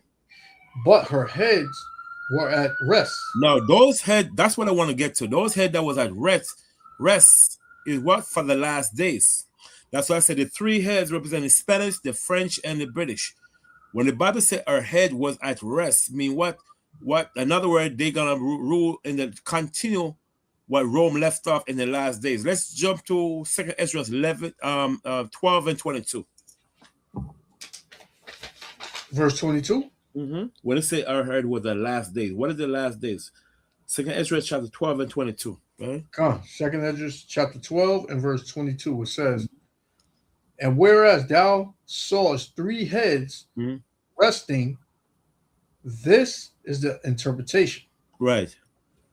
"In his last days shall the Most High raise up 3 kingdoms."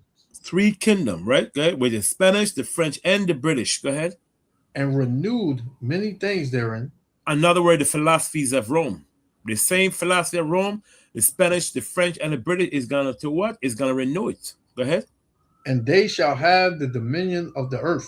They shall have them 3 is gonna have the dominion over the earth. The British Empire, the Spanish Empire, the French empires, and so forth. The guy, what's his name? Under the Spanish Empire, Fernando and Isabella. That's what the Spanish Empire started when the Rome when they were caught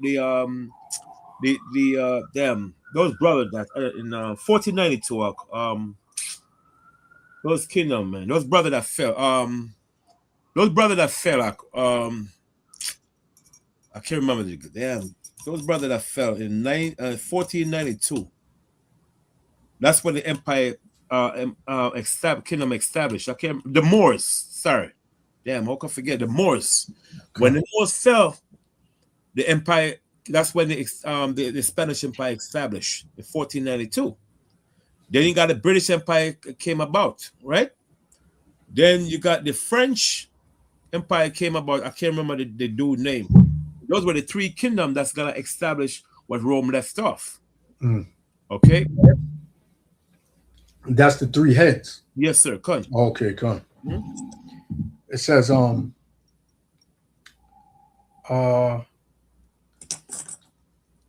in the last days shall the Most High raise up 3 kingdoms and renew many things therein.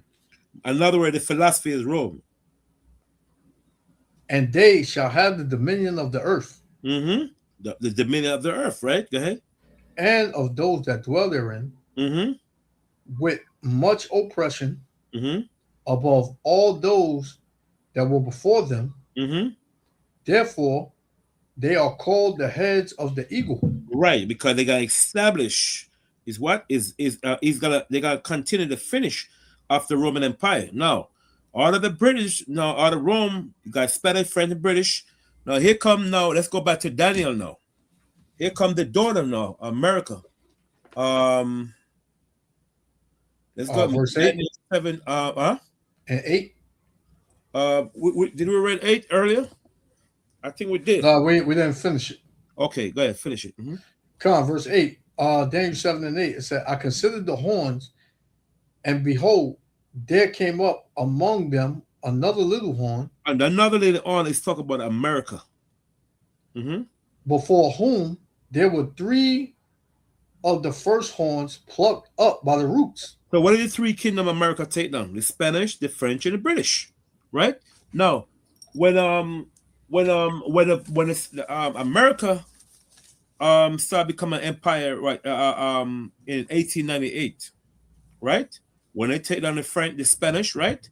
They start going around and start occupying different countries and so forth, right? Then in 1945, America become a world empire. Okay, America become a world empire. Okay, that's when America become a world empire.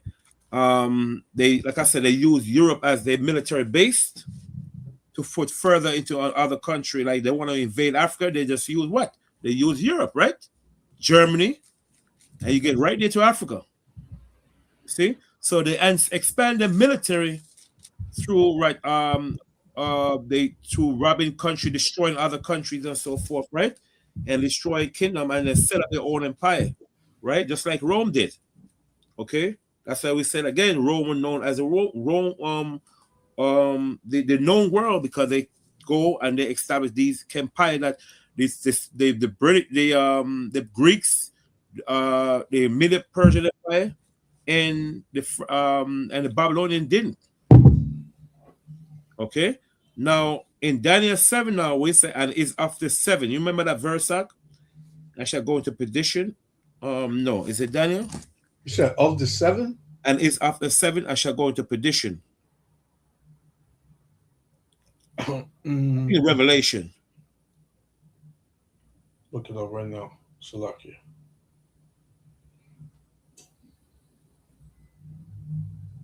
Revelation 17 and 11. Okay, come. This is Revelation chapter 17. Well, let me start at 10. Revelation 17 and 10. Yes, sir. It says, and there are 7 kings. 7 kings. So we know the 7 kings that okay. Matter of fact, jump to verse 8. Start at verse 8. Verse 8. Revelation 17 and 8. It says, no, start at 7. Start at 7. Let me just go 7. Yeah. Revelation 17 and 7. It said, and the angel said unto me, wherefore didst thou marvel? I will tell thee the mystery of the woman. The mystery means the secret of the woman, which is America. The woman is America. Go ahead. And of the beast that carrieth her. And the beasts that carry America are known as what? Are known as what? As Esau or NATO. Yep. Okay. And the her is America. Go ahead. Which hath the 7 heads and 10 horns. So we know the 7 heads. The Greek all the way down to what? To Britain. Come on. Verse 8. The beast, the priest. Yeah. The beast that this is known as the European Union. Yep. The EU. Mm-hmm.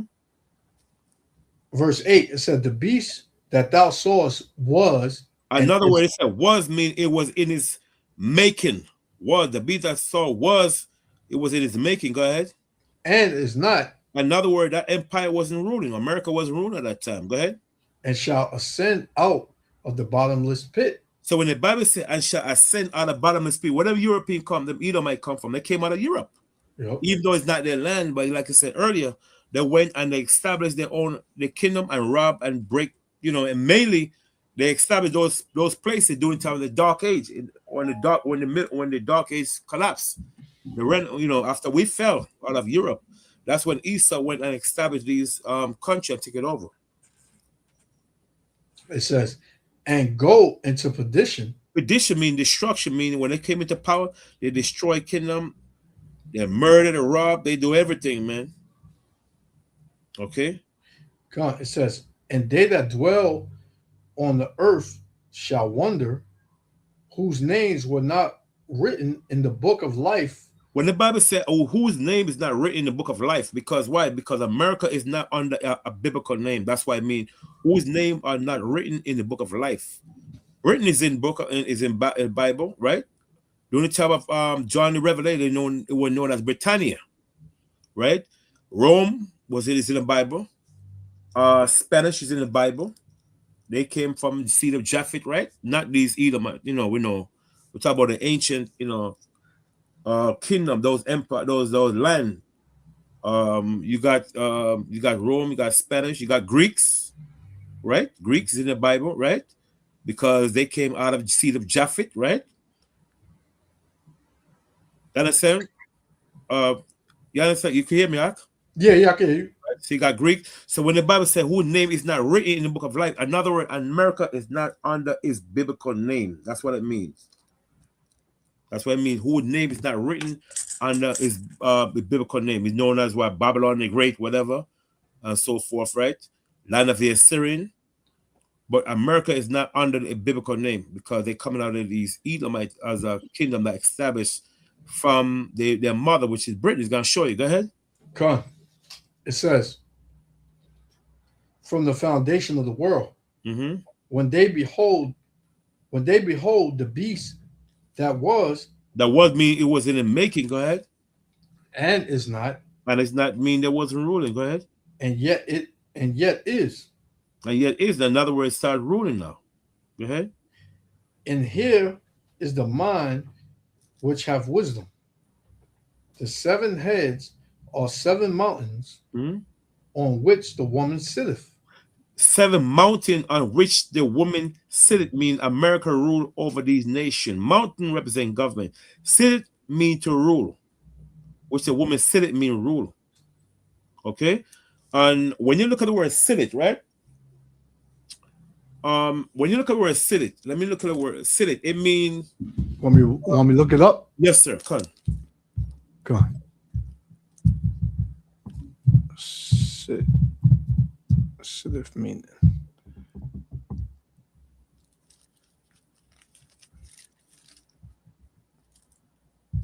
Let me look it up on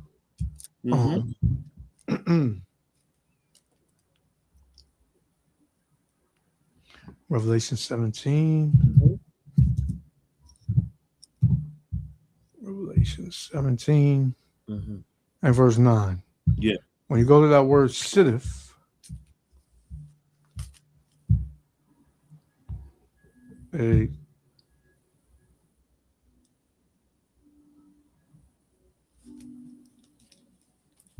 kafema, right? It means to sit down, seat oneself, to sit, to be seated, or of place occupied, to have a fixed abode, to dwell. Right. So say mean a place here. It say also mean a place. We call it kasi. Spell it again. Shalakia, Elder, what you said? Spell the word again. Sit. What do you mean? Sit. Oh, occupied. Yeah. Sitteth. Oh, sitteth. Yeah. Sitteth. Here it says kasaizo, meaning to take a seat as a ruler. Okay, good. Right? Or deity mean put up himself as God. Right? That's what it said in 2 Samuel 2:1. But here it said this sitteth mean rule also. Con, I got another one right here. Yes, sir. Cut. Right? It says when you go on Google, it says sitteth. It simply means to rest upon the buttocks or haunches. It carries deeper symbolic meanings depending on the context. It says authority and reigning. Right, beautiful. He sitteth on the throne, represents rule, governance, and supreme sovereignty. Beautiful, excellent. That's good, excellent. So go back to Revelation now. It says sit it. That part again. Con. Revelation 9, Revelation 17 and 9. Mm-hmm. It says, and here is the mind which have wisdom. Mm-hmm. The 7 heads are 7 mountains. So from the Greek all the way down to from the Greek, you got Greek, the Spanish, the French, British, Russia, in in order, and so forth. From the Greek all the way down to Britain. Okay, to Britain, right? So now, when it said the woman sit it mean to rule over these nations. Read that verse again, Elder. Con, verse 9. Mm-hmm. And here is the mind which have wisdom. The 7 heads are 7 mountains on which the woman sitteth. Sit it mean to rule over. Another word, America rule over these nations. The 10 horn, which is known to as NATO. Okay. Verse 10, it says, and there are 7 kings. 5 are fallen. So when Rome was in when John the Revelator was in power, there were 7 kings, right? And 5 kingdoms already fall, right? Go ahead. Come, it says, and one is the kingdom that was fallen in the time of Rome was the British Empire. Okay, it was the British Empire, because during the time of the Roman Empire, the British Empire was the one that was falling. Okay, that's why I say and one is. Go ahead. And the other is not yet come. The other is that no, I'm sorry, my mistake. Sorry about that. Okay, let me rephrase that. The empire that was falling during the time of John the Revelator was the Roman Empire. The one that supposed to come next was the British Empire. Sorry about that, my mistake. The empire that was falling during the time of John the Revelator was the Roman Empire. Sorry, read that verse again. Sorry. Verse 9. Revelation 17 and 9. Right. And here is the mind which that have wisdom. Right. The 7 heads are 7 mountains on which the woman sitteth. Sitteth means rulers. Go ahead. And there are 7 kings. 5 are fallen. So now 5 are falling already. 5 fall already, right? You got the Greek, you got the Spanish, you got the French, Germany, right? You got Russia, and you got 2 more kingdoms now left. Put it in mind. Go ahead. And one is. The one is the Roman Empire that was fallen during the time of the Roman Empire. During the time of John the Baptist, the Roman Empire was the one that was falling when John was put that together when he was on the island of Patmos. Okay, go ahead. And the other is not yet come. And the other that's not yet come to fall was who? Was the British Empire, the British. Go ahead. And when he cometh, he must continue a short space. Right, because the British Empire did not rule that long. Rome ruled for a long period of time. The Spanish French ruled long, but the British Empire, they ruled. That's why I say he must continue a short space, meaning they didn't rule that long. Right? Go ahead. Come on. It says, and the beast that was, and that was in America now, that was in its making. That's why I say, and the beast that was America was in its making. Go ahead. And is not. And is not mean that was ruling. Go ahead. Even he is the 8th. And even he is the 8th, right? Go ahead. And is of the 7th. Another word, America came out of what? Out of the British Empire. The British Empire came out of the Roman Empire. And you could read many books on that. There's a book they call Satan, the Angel Exposed. You could, the same way we're talking about now, the history of what happened. Selling Kirby, I'm telling you the same thing what I'm telling you. We're not making up anything. You know what I'm saying? They tell the same thing. That America came out of the British Empire. And America is what? Is the daughter of what? Of Britain. Let's prove it. Let's get Jeremiah. I got it. Jeremiah 50 and 12. Yes, sir. Come. Yep, that's where I was going. Right. Jeremiah 50 and 12, it says, your mother shall be sore confounded. Right. So Britain, your mother Britain, because we're just proving that Britain is of this, America is of the 7. So Britain in their mother shall surely be confounded, because America, the Babylonian Empire never have a mother.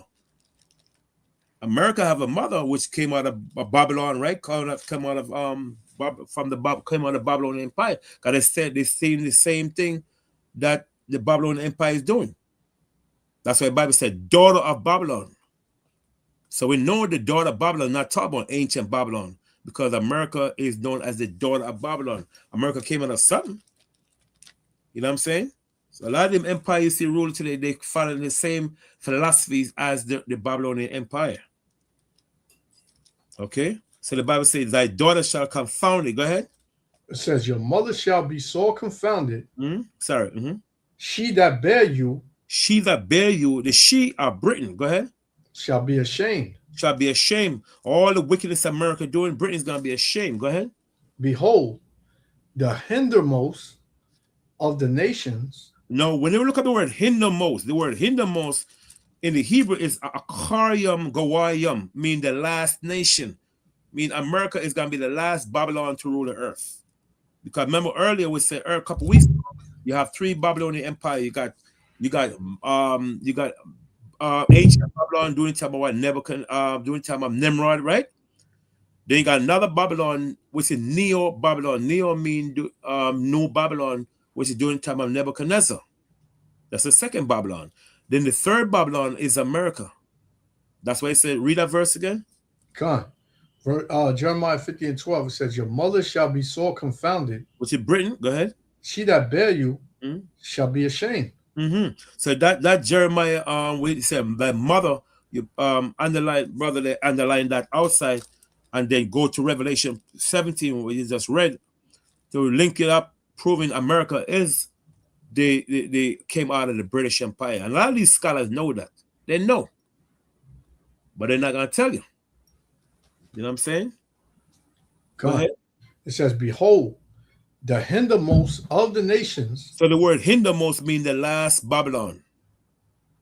That's what I said. The hindermost means Akaryat, go mean last, Gawaya mean nation, mean America is the last Babylon. Go ahead. Shall be a wilderness. Shall be a wilderness. Why? Because when the Mosai finished with this place, when the missile and the bomb drop, this place is gonna be like a wilderness. And how we know he's not talking about ancient modern day Babylon, Neo Babylon, Iraq? Because Iraq is still dwelling today. But the Mosai said when this place finish, even the Arabian tents is not gonna pit their fate. Even the Arabian not gonna be able to dwell in this land because it's gonna be so badly deserted. Like Sodom and Gomorrah. Nobody can live there. See? Go ahead. God. It says, the hindermost of the nations shall be a wilderness, a dry land, and a desert. And a desert. That's what's gonna happen to this knowing today as what? As the daughter of Babylon, which is America. Okay? All right. Now let's go back. No, we'll finish with that part of Daniel, right? God. Okay, now we're gonna go into now Daniel chapter 2 now. Some verses. Because we gonna start, we already start from the beginning, how empire begins and how empire falls. So it's how we talk about Rome. America came out of Rome, and let's see what happened with America now, military wise, what they're doing, because we already know how America oppressed the world. But that's not, let's get Daniel not here. Let's get Habakkuk chapter 2 and 5. How America oppressed the world, ruled over the nation with their military might. And what happened to this nation when they rule over them? You see what I'm saying? Habakkuk chapter 2, where it said, what, a miry clay? You got it, right? Yeah, come. Go ahead, come. Whatever verse you want to start, because you're going to start in these verses. Whatever. Slovakia, lost it. Slovakia. Habakkuk chapter 2. Man, I lost it. Habakkuk chapter 2 and verse.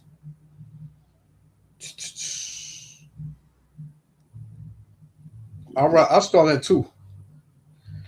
Habakkuk 2 and 2. It says, and the Lord answered me and said, write the vision and make it plain upon tables. Mm-hmm. Right? Tables is the Bible. Mm-hmm. It says that he may run that readeth it. Mm-hmm. For the vision is yet for an appointed time. I mean, right. So we know appointed time means for the last days to come. Yep. Mm-hmm. It says, but at the end it shall speak. Mm-hmm. Another word, everything the Most High said is going to come to pass. That's why it said, "He shall speak," means it's going to come to pass. Every prophecy. No people talk about, oh man, my grandmother tell me this, my grandfather tell me that, whatever. But the word of the Heavenly Father is gonna come to pass, because Rome didn't build in one day. It's an old time saying. Rome wasn't built in one day. The Most High didn't create the earth in one day. He goes step by step. Yep. Right? So the end of the world is like a woman that got impregnated by a man, and the child started developing. The child not gonna come out just like that the moment the man plants the seed. Everything is step by step. So it's the same way kingdom established and the same way kingdom destroyed. You're not gonna see America destroyed in 24 hours. No, you're gonna see it start feeling this pain here, that pain here, people rebelling against the government. We're seeing these things as we speak. Prophecy fulfilling that the people in the tape show earlier, how the nation, they're at war with the government, man. They want to overthrow this kingdom because they're tired. They're oppressed. They're tired of the same thing over and over. They're not getting no result. Right. So that's why the Bible says it at the end it shall speak, because the Bible speak about these things that's supposed to be happening. Go ahead. Con, I got a precept on that. Yes, sir. Second Ezra chapter 4 Mm-hmm. and verse 37. Mm-hmm. It says, by measure he have measured the times, Mm-hmm. and by number he have numbered the times. Exactly. And he doth not move or stir them Mm-hmm. until the said measure be Mm-hmm. fulfilled. Exactly. Until they what? Until their time been fulfilled. And link up with Luke chapter 20, Luke chapter 21, 20 to 25. That's what the Bible says, and they shall rule for a little season. Mm-hmm. Mean what? The 10 horn is gonna rule with the beast for a little season. Mean what? Until the time come.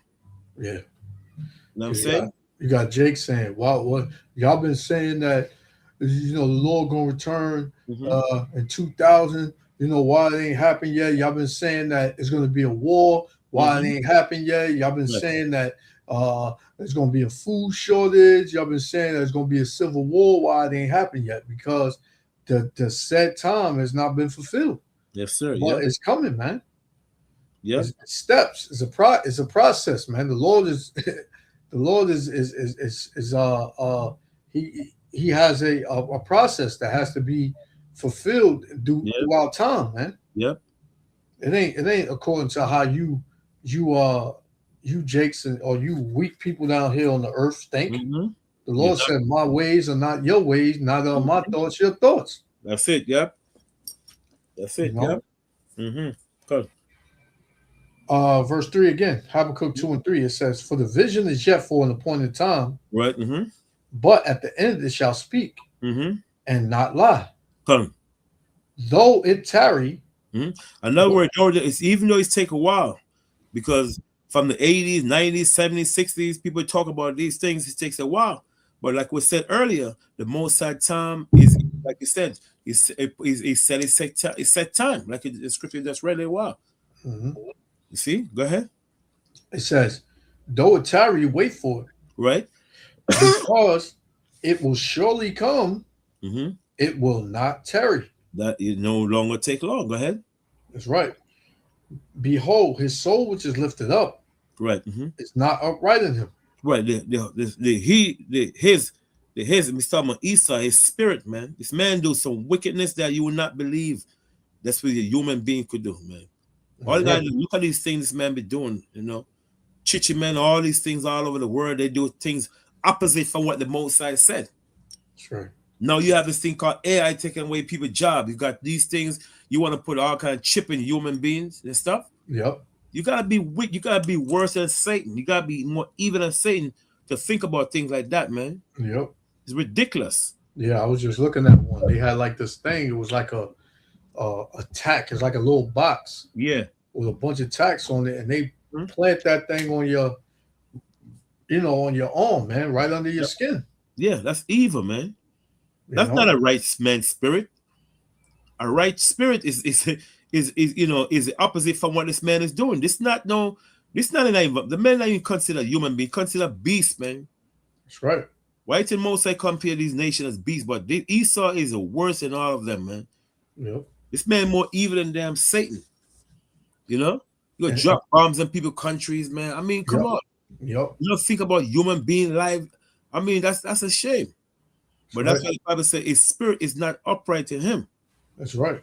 And See? by the way, if you indulge and you got, you know, all faith and trust in this devil, and you wind up taking any type of new technology and putting it in your skin of this devil, you're gonna die, man. Exactly. You're gonna die.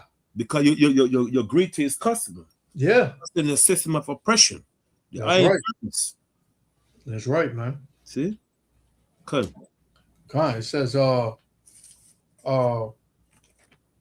verse 4 again, it said, behold, his soul which is lifted up is not upright in him. Me spirit, go ahead. But the just shall live by his faith. Mm-hmm. Yea, also, because he transgresseth by wine. What is it? What is philosophy? It's false doctrine, man. It's false education system. Right? God, he is a proud man. And he's proud, man. He's seen that he's laid back and said, man, we indoctrinate these damn fools. Look at this one with a master's degree, a PhD. Yeah. He don't know what the hell is going on. Hey, you know what I'm saying? Yeah, Nelda, yesterday when I was out, man, I seen all of these people with cap and gowns on because they graduated college and all of this. And right. You know, I'm telling my rib, I'm like, man, these people, they happy. They, you know, they got their cap and gowns walking around the city in them and all. It ain't no jobs.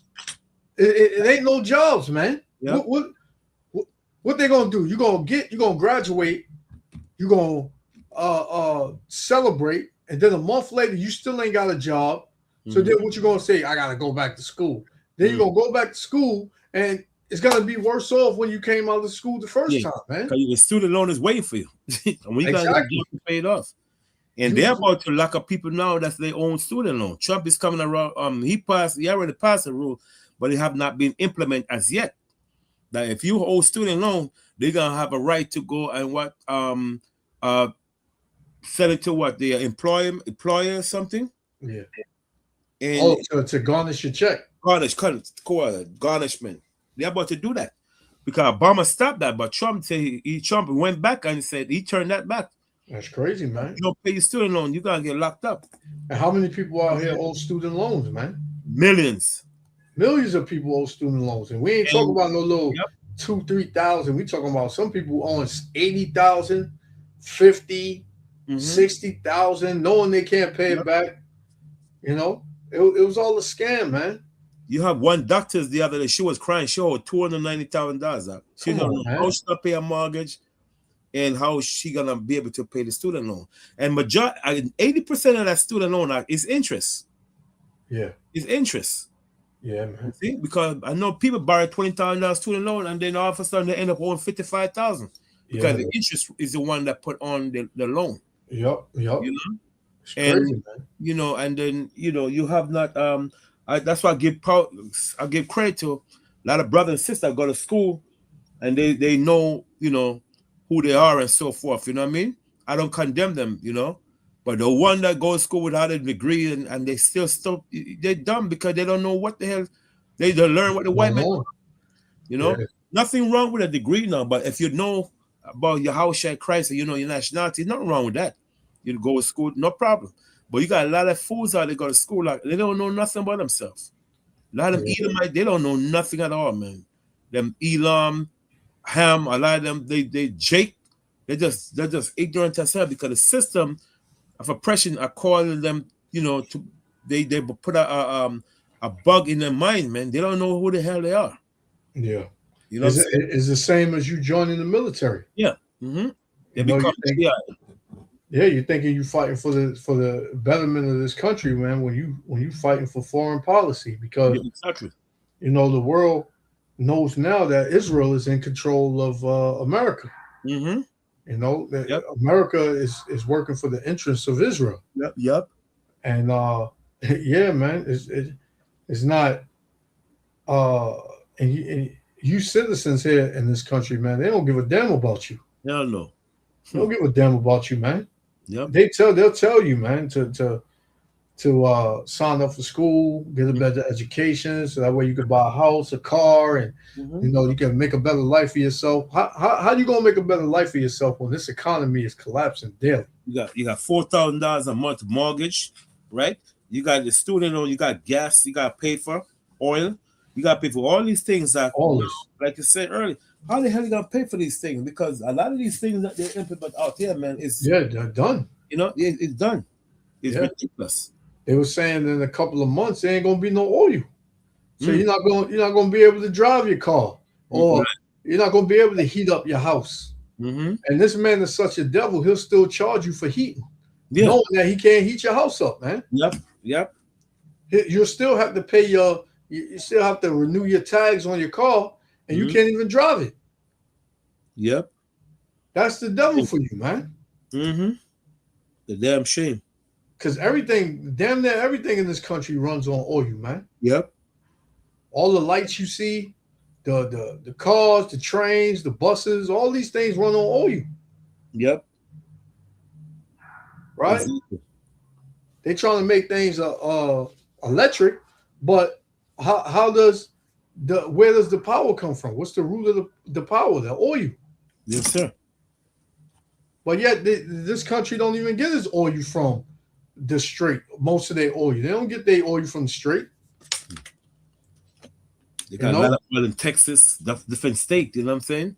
But they just want to be, He using it. He using this yeah, as a way to tell you people, listen, man, this is the reason why this country is falling because of Iran, and they looking to attack. They looking to attack us, and we beating them to the punch, and just trusting us.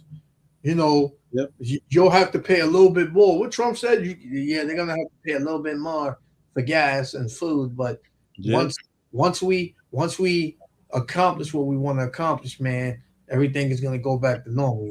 Yep. What is it's a lie, man. It's a damn lie, man. Yep. These devils, how you know an Edomite is lying? He's talking. It's like a priest. Let me see. There's a place here. Let me see. Once again, go ahead, say something. Let me find it just now. Man. That's how you know when the devil is lying, man. When these devils are lying, they talking. Mm-hmm. Right? They, by ways of their system, they lying by their witchcraft, which is their media, to push a narrative. The same thing they did with 9/11, the same thing they did with the whole Capitol thing, which I think it was all a psyop. The same thing they got with this Jake that had a shooting near the White House, and twisting that, saying that Jake was trying to, do something to the president or whatever. Some dread-headed Jake, which is holes all in that too. Why is this man doing it? Because he knows he's on his way out. He's trying to push the narrative, and it all boils down to he don't want this truth going out. Yep. He wants to find a way to do away with free speech, do away with the Constitution. He's already trying to attack the 14th Amendment. So what? He can throw you NIGGERs and then slavery again. Yep. Hardcore bondage again, man. And you're not seeing it because y'all caught up in Memorial Day. You caught up in Juneteenth that's coming up. You with this black power and black excellence madness, and the 4th of July. All you worried about is the damn holidays, man. When this man is fixing to oppress you and put you in a full-blown hellish state. Right. But you don't care about that, man. Correct. Because you got your sense of freedom. Yes, sir. Yep. You got your sense of blackness. Hmm. They can't deport us. Hmm. We built this country. This devil, you think this devil will give a damn that you built this country, man? He'll Yep. throw you out and put you anywhere he wants you to go. That's it. They already did that already. So you got a lot of blacks in this country. They throw them in Africa. Exactly. I had a video, man. I gotta find it. I keep sending a video. I don't know where to put it, but they have some brothers. They deport them, man. I don't know what happened after that. They can't come back. They said, but they were like, listen, we could prove we're American. So I think they try and get in contact with the family. I don't know. They don't. ICE don't give a damn, man. They don't care, man. They said throw them in Africa somewhere. Yep. And some that got deported out, they stayed there for a while. They were like, shit, they like that place. Yeah. You want to come back? Yeah. Family couple, they would talk about it. They said, man, the ladies, our husband went down there. He retired. They went down there to I can't remember the place, man. They've been there about 8 months now. Yeah. They say they love it. They're happy. Yeah, man. Pretty much, this devil want to throw you back in the 50s and the 40s. Yep. We want to put you back in the 40s where you couldn't look at them. Where they was lynching you. I got something for you. It said Texas, right? God. Texas holds the largest proved oil reserve in the United States by a wide margin as of recent U.S. Energy Information Administration. Then it said New Mexico, 6.5 billion barrel, often tied to the Permian Basin, Wolfcamp Bone Springs Shale. Then it said Mexico, right? Gulf of Mexico, 4.5 barrel. North Dakota, 4.3.4 billion barrels, primarily the shaken barrel formation. Alaska, 2.94 billion, and other states that they have oil. So America got oil, man. They have oil, but they're just freaking greedy,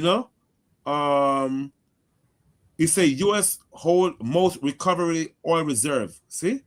Then he said the United States now hold the world's largest oil reserve base more than Saudi Arabia. See? Look at that. But gas is almost $6 for real. They just having people like idiots, man. It's sad. You got Jake walking around talking about, well, that's the way it is, We just gotta, we gotta find a way. Jake, man, shut up, man. Shut up, man. Because you'll lie down if this devil tell you to lie down so he can walk on you. Yeah, that's that's what happens when you program a person, man. Yeah. It's sad, Yeah, man. Con, we still on Habakkuk 2 and yes, sir. Con. 5. It says, yea, also because he transgressed by wine, which is the philosophy, go ahead. He is a proud man. He indoctrinate these people to witchcraft, which is mind manipulation. Go ahead. Con. He is a proud man. Neither keepeth at home. Remember, we always talk about he want to police the earth. He want to tell the world what to do. He want to be the voice of the people. Yep. I ain't gonna go in another man's country and tell them what the hell to do. Who is you? You ain't doing it right. You gotta do it how I tell you to do it. You want to set up this thing called so-called democracy when you not even have democracy in your own exactly. country. Nobody could prove America have democracy. Exactly. Only countries that try to set up democracy are Athens. It didn't work because democracy mean people. Accuracy mean rule. People are supposed to be the government. Yeah. You got a country called capitalism. This is a capitalism country, man. Yep. All about trading, and so forth. Other things that makes America a capitalist country, never a country of democracy. So when you hear about democracy, they try to talk about it. We go into other countries say that democracy. That's a lie. It's a damn lie. Athens is the only country try it, and it never worked. It never worked in the Roman Empire. It never worked in the Greeks or the Persian. It's not gonna work because people are supposed to be the government. You know what I'm saying? That's right. Go ahead. It said, neither keepeth at home, who enlargeth his desire as hell. So when the Bible says, "Oh, enlarging his desire as hell," right? What he do? He go home and he just let me open the door. Yeah. Okay, one second, like. Okay. Yeah, go ahead, like. Yeah, so that's what this man does. Everywhere he goes, he brings oppression. You know, it tells you that in Revelation that he had the power to take peace from the earth. Revelation 6, that red horse. Let's go to it. Revelation chapter 6 and verse 4.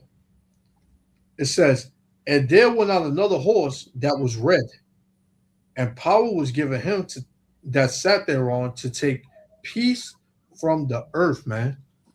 And there ain't no peace here, man. There ain't no peace in the earth because this devil is in power. There's no peace in the earth. Look at the way people are here in America, man. Just look on just this country alone. People are not happy. People are not at peace. People can't do the things that they used to do 5 years ago, man. People had things to look forward to 5 years ago, at least one time a year. They either went on vacation, they got together with family, right? They had cookouts, whatever, man. You know, whatever Jake do. But now Jake ain't got time for that, man. Jake can't afford to get sick, right? Then you got these Edomites, these devils. They complain about the same thing. So now you got Esau Edom living like Jake now. You got Esau Edom living like Jake now, man. Crying and ready to crash out. Right? So it says, Revelation 6 and 4 again, it said, "And there went out another horse that was red, and power was given to him that sat thereon to take peace from the earth, and they should kill one another, and there was given unto him a great sword," man. And these people, they are masters at weaponry, right? They create weapons of mass destruction. This is how they rule the earth. Because if you read the book of Genesis, chapter 27, around 40, Genesis 27 and verse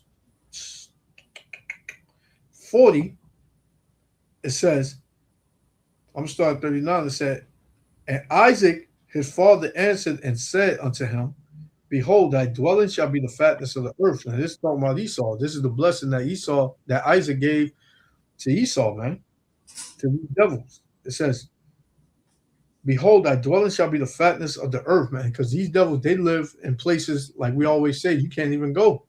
You only see those places on TV, man. Right? The perfectly cut grass, the quiet, peaceful neighborhoods, the clean air, and the water they drink is different. The food, the meat that they eat is different, right? It says, "And of the dew of heaven from above, and by thy sword thou shalt live." So how do you think this man conquered so many places in countries and civilizations, man? He didn't go and ask. He didn't say, "Well, let me rule over you and I can do these things for you." No. He took that great sword. He slaughtered, he killed, he raped, he robbed, he murdered, he pillaged, he oppressed.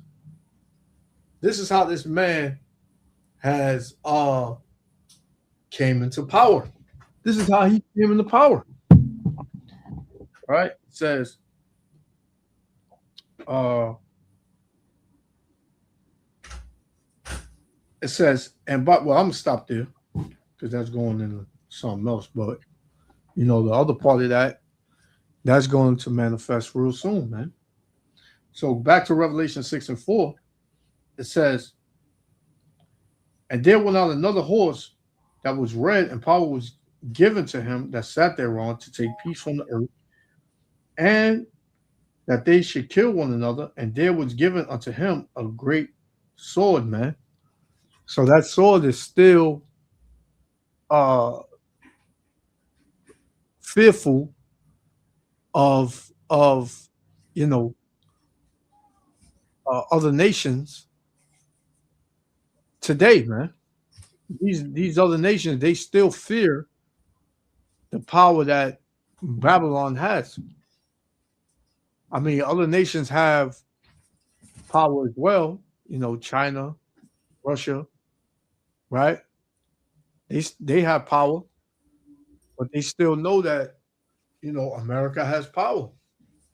But America is increasingly losing its power daily from the inside and out. This is why the scriptures tell you that all the countries is going to come together and shoot missiles on Babylon, because these nations are going to come to the realization that America is the problem. Babylon is the problem. We got to get rid of the bully. The whore has done too much, right? She's too fast. She's always in our business. We have to get rid of her. So that's what these nations are coming. This is what they're concluding to. But back in Habakkuk chapter 2, verse 5, it says, "Yea, also because he transgresseth by wine, he is a proud man, neither keepeth at home. Who enlargeth his desire as hell." Elder, go back with that part again. I'm missing that. I was listening to you earlier. That's why I think about what you were saying earlier. Which one? We said because he transgressed by wine. 5, right? I think. Yeah. Verse 5 again. It says, "Yea, also because he transgressed by wine." We know that's talking about his philosophies and so forth. He pushing all them philosophies on people. He drunken. People become drunk to this man lies and so forth. Go ahead. He is a proud man. And he's proud. When you could indoctrinate a whole bunch of people, the world in your hands up, damn, you got power, man. You know what I'm saying? Yeah. The God of the earth, man. But the Most High is like Satan just rejoicing, saying, man, look at my angel. Look what they're doing. Yep. So, the man is proud. Yep. When you can see a whole bunch of millions of people sit down at home, celebrate Thanksgiving, which is the murder of the American Indians. I mean, like, you got power in your hands, man. You could deceive these dumb people, and nothing come out of it. You know what I'm saying? Gone. It's sad, man. Go ahead. Yeah. It says, "Neither keepeth at home." Another word, he want to become the policeman of the earth.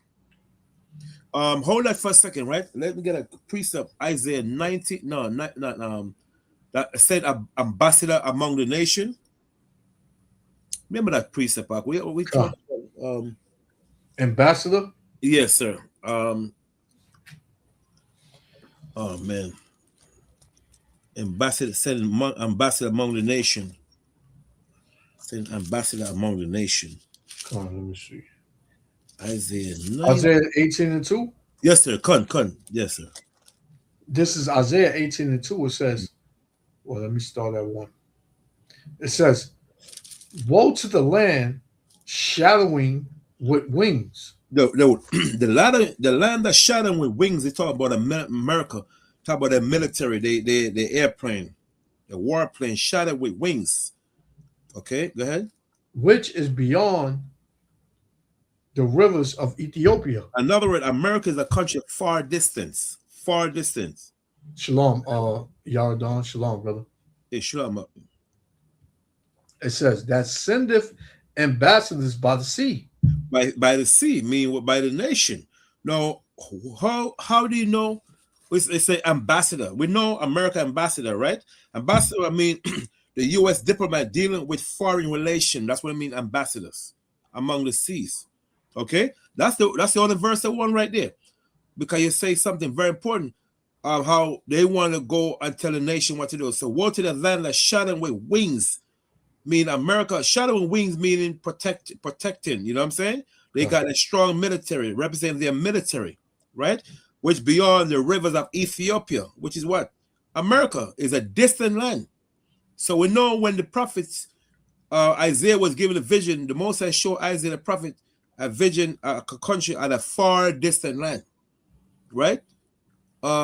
That's verse 2, that's sending ambassador by the sea. Who is that ambassador? Meaning the U.S. diplomat dealing with foreign relation. That's the ambassador. Okay. So that's the one that was I won. That's the other one, you know. Okay, good. That verse right there is talking about a future Babylon. You know, and there's a book they call The Making of History. I can't remember the name of the damn author. And the same thing we're saying here, it said the same thing. And that book, I never heard of that book until a couple years ago. I come across the book from Strand Bookstore. Me and Daniela and Baloy used to go to that Strand Bookstore. I was finding a book that was on a Wednesday morning, and it showed the same verse, thing there, verses. Come. You know, so you got the books linked up with the scripture what we're talking about. You know what I'm saying? But let's go back to Becca now, right? So and so when it's beyond the river, meaning the Euphrates rivers, the Tigers and Euphrates rivers of Mesopotamia, beyond the river, far distant land beyond the river, the two river, which is the Euphrates and the Tigris. Okay. Come. Yeah, go ahead. Let's go back now. Habakkuk 2:5 again. Mm-hmm. It says, yea, also because he transgressed by wine, Mm-hmm. he is a proud man, Mm-hmm. neither keepeth at home. Mm-hmm. You see, we neither keep at home, right? He go on, he try to police the earth. He sent ambassador among other nations. Who the hell is you? You talking about you gonna send ambassador among other nations to make decision for the people? Who is you? But that's what Esau does. That's right. The Babylonian never did that. I can't find one history book that the Babylonians sent no flipping ambassador among the nation. I can't find one book.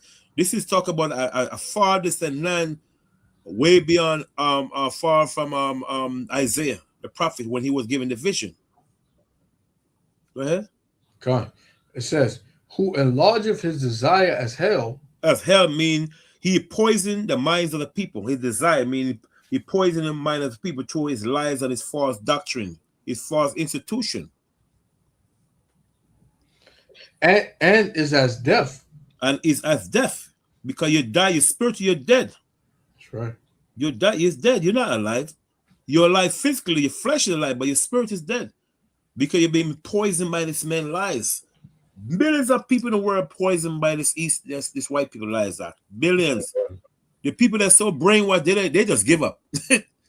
You know when somebody tell you something like, listen, it's hard for the truth to implement in your mind because they people are so brainwashed. They're like, man, I give up, man. I'm hearing these damn lies. I'm give up. I'm just gonna live for today. You know what I'm saying? Yeah, I just Jake and Eve is saying, man, listen, I'm tired. Yeah. Right now, there's a book called Why the People Are Leaving the Churches. And the people that said, man, listen, I heard so much lies in church. I don't believe nothing no more. I don't even believe the Bible no more. Yeah. Because somebody tried to teach her the right way. Now she just give up because they become so indoctrinated that they just want to give up, man. Yeah. They just want to eat, you know, whatever. Like they say, eat shit, want to drink, whatever, have fun. I die. I don't give a damn no more. Yeah. Some people think that the Bible puts chains on them. Yes. You know, they think that they're a slave. Right, because if you follow the Bible, you're a slave, man. And they start going back to, you know, the God of the Bible said we got to follow all these laws and all this, and then what fun am I gonna have? Yeah, you see, because they start indoctrinated. Yeah, the mind is so poisoned. They just want to give up. They don't know what, you know what I'm saying? Which is sad, man. Con. I got something on that I want to play real quick. On that you just said. When it comes to our people, right? Because our people, man, they don't give a damn about nothing. Yep. So check out what our people feel about the Bible, man. Right. Wow.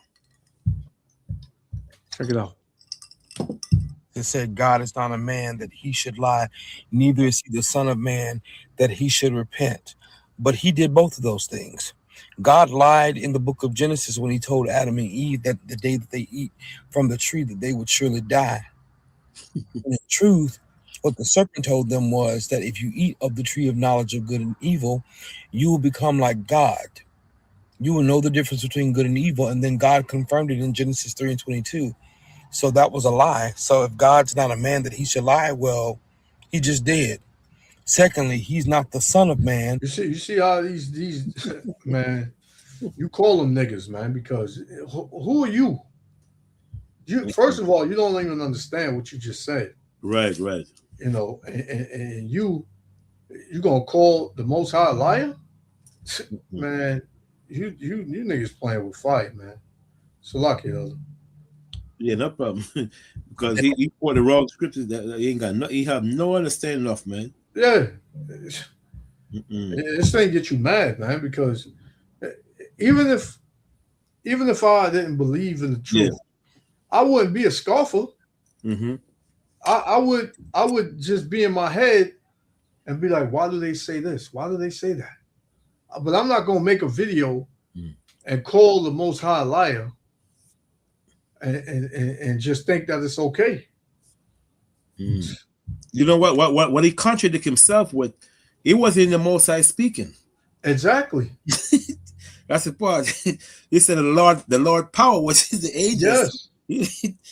Jake is something else, man. Oh, God. Pure idiot, man. Yeah, that was the Most High speaking, man. He said the Lord, the scripture said, and Yahweh power. You know? What? Exactly. Jake. Well, if Jesus is God, why is he called the Son of Man? That's some Christian dogma. The Lord is not the Most High. Right. Yahweh Shah is not Yahweh, man. You Christians, you say that. Oh, exactly. He came down in the form. So the Most High came down in the form of the Lord, but the Lord was the Most High. Right. Yep. And he died and then went back up. How stupid are you, man? When it tells you that when the Lord said that me and my Father are one, yep, that means the same mindset, man. Exactly. Come, that's it. The Lord came with the same mindset as the Heavenly Father, man. Yep. You know, that's all that means. Yep. Y'all took that as, oh, look, they won. The Holy Spirit, they won. You said he's not the Son of Man, but he literally is. Also, the son of David, the son of Jesse. Right? He's not the Son of Man that he should repent. What did God do when, or after he created man in the book of Genesis chapter 6? It said that God repented in his heart that he made man. That should have been your sign right there to walk away from that fucking religion, because God lied. Jesus, if he is God, is the Son of Man, and God had to repent for making man. That's all I need right there. Thank you. Yeah. So pretty much he's saying that the Lord was the Son of Man, and the Most High said he repented for making man. So that means he repented from making the Lord. Are you dumb, man? He's not reading, because the scripture said Christ came from a seed of David. Exactly. So he's from a man. That's why he called his son. It's not something simple, man. That's why he called his son a son of man, because he came from a man's seed. He's a son of man. He came from David, the seed of David. His father is a man, Joseph. So why shouldn't that Christ call a son of man? Exactly. You know, it's crazy, man. But what made Yahweh Shah different from a regular everyday man? His spirit, the Most High, had, ordained him to come down and be shown as an example, and he was used as a sacrifice for the nation of Israel. Right, You know,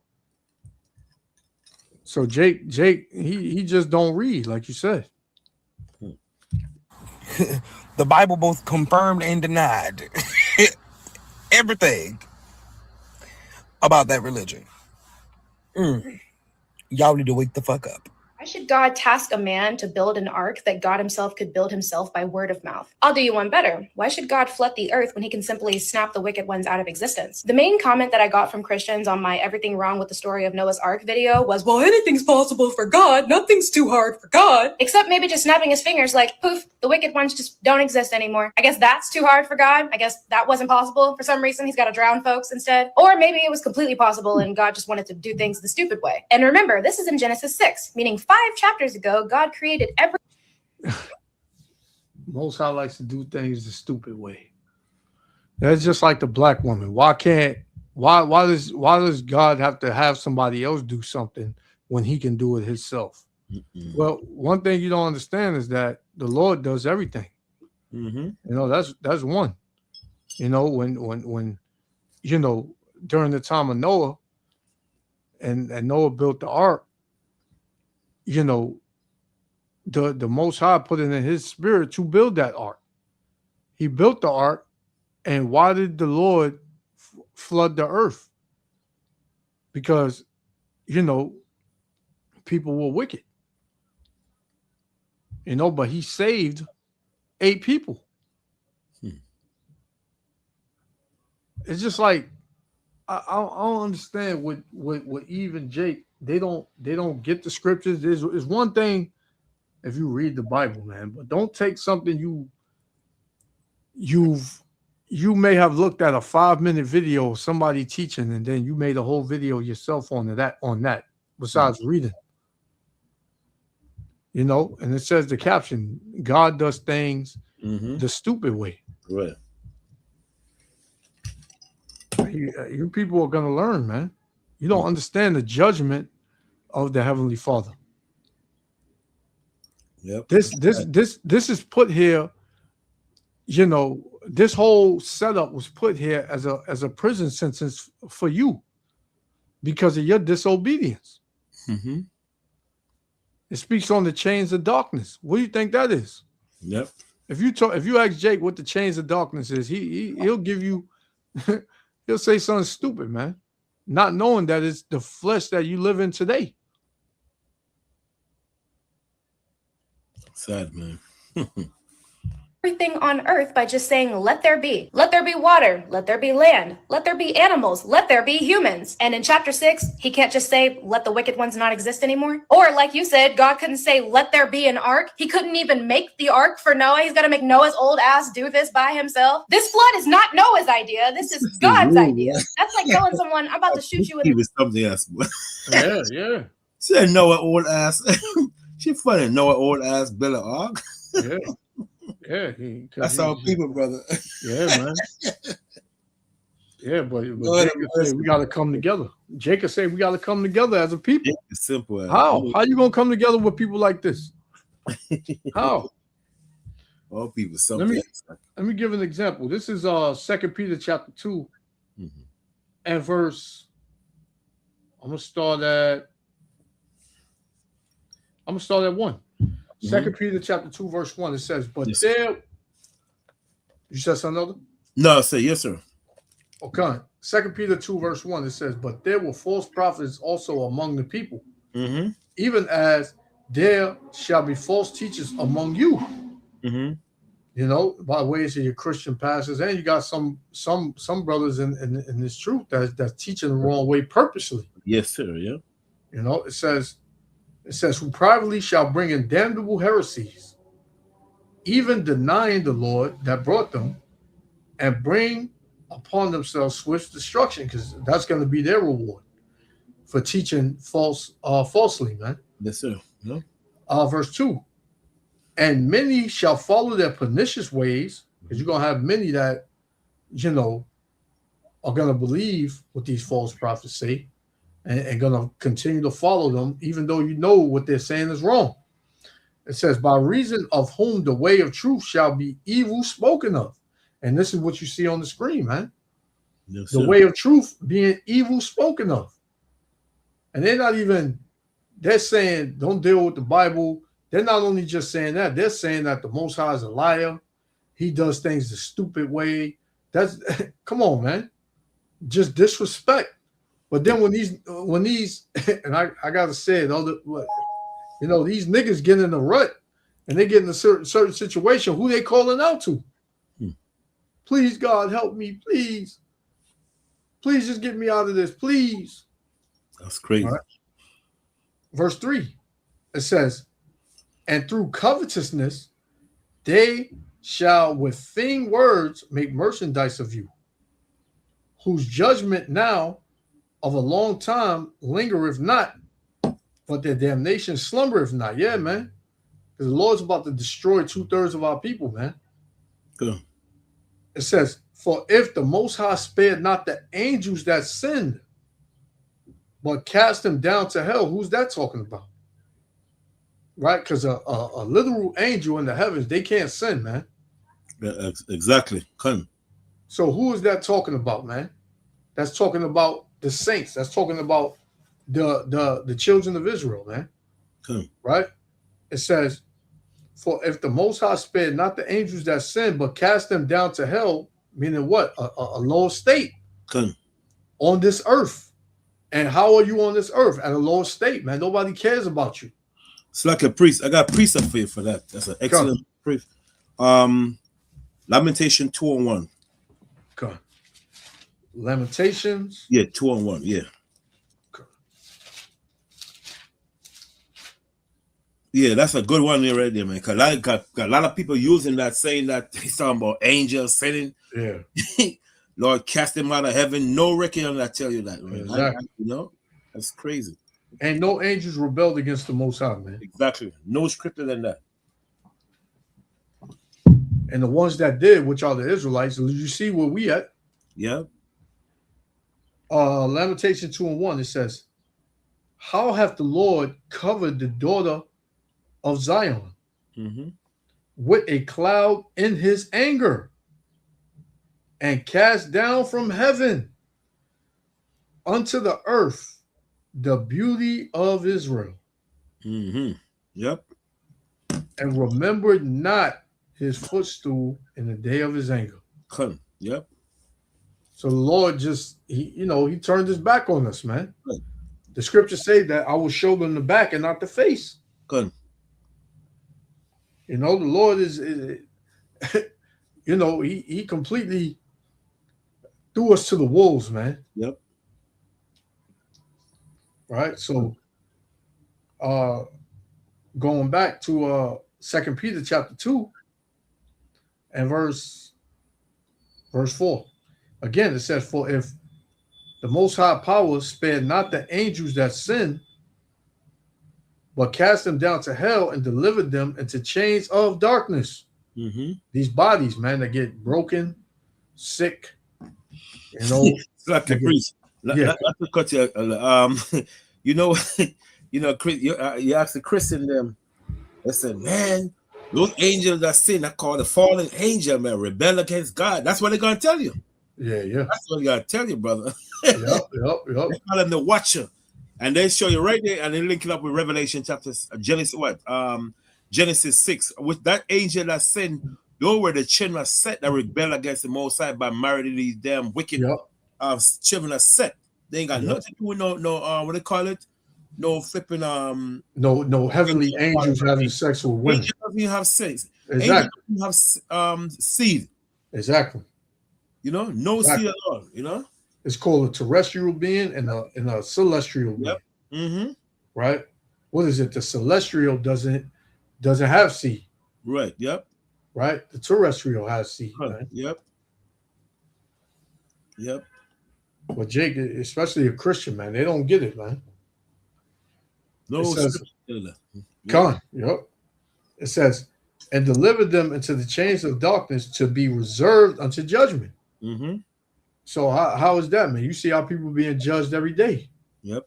How people dying of long sicknesses and going through pains every day and having to work and just be down here locked up. died by getting shot and stabbed and all that, man. Verse 5. Yeah. I hate to say that, man. That's a good scripture, bro. Because beautiful scripture, man. Because they say that when the angels sin, right? That's what some of these people say. They say when the angels sin, they cast them into a place, when the Bible say a place of darkness. Yeah. A place called Tartarus. Tartarus. Which is a place, the Tartarus is a place of deep abyss, a place of spiritual incarceration. Into a final day of judgment. I never see anything like that in my life. Yeah. These are the doctrine that Esau makes up to get. Yeah. You know? The same with the Euphrates River, how the 4 angels are chained under there and the under the Euphrates River and they're gonna be loose. That's some Christianism, man. Mm-hmm. It's crazy. Now the four angels, they on the 4 winds of the earth. Mm-hmm. Holding back the destruction. Yep. And they're about to be the Lord about to take them from there. Yep. God, it says verse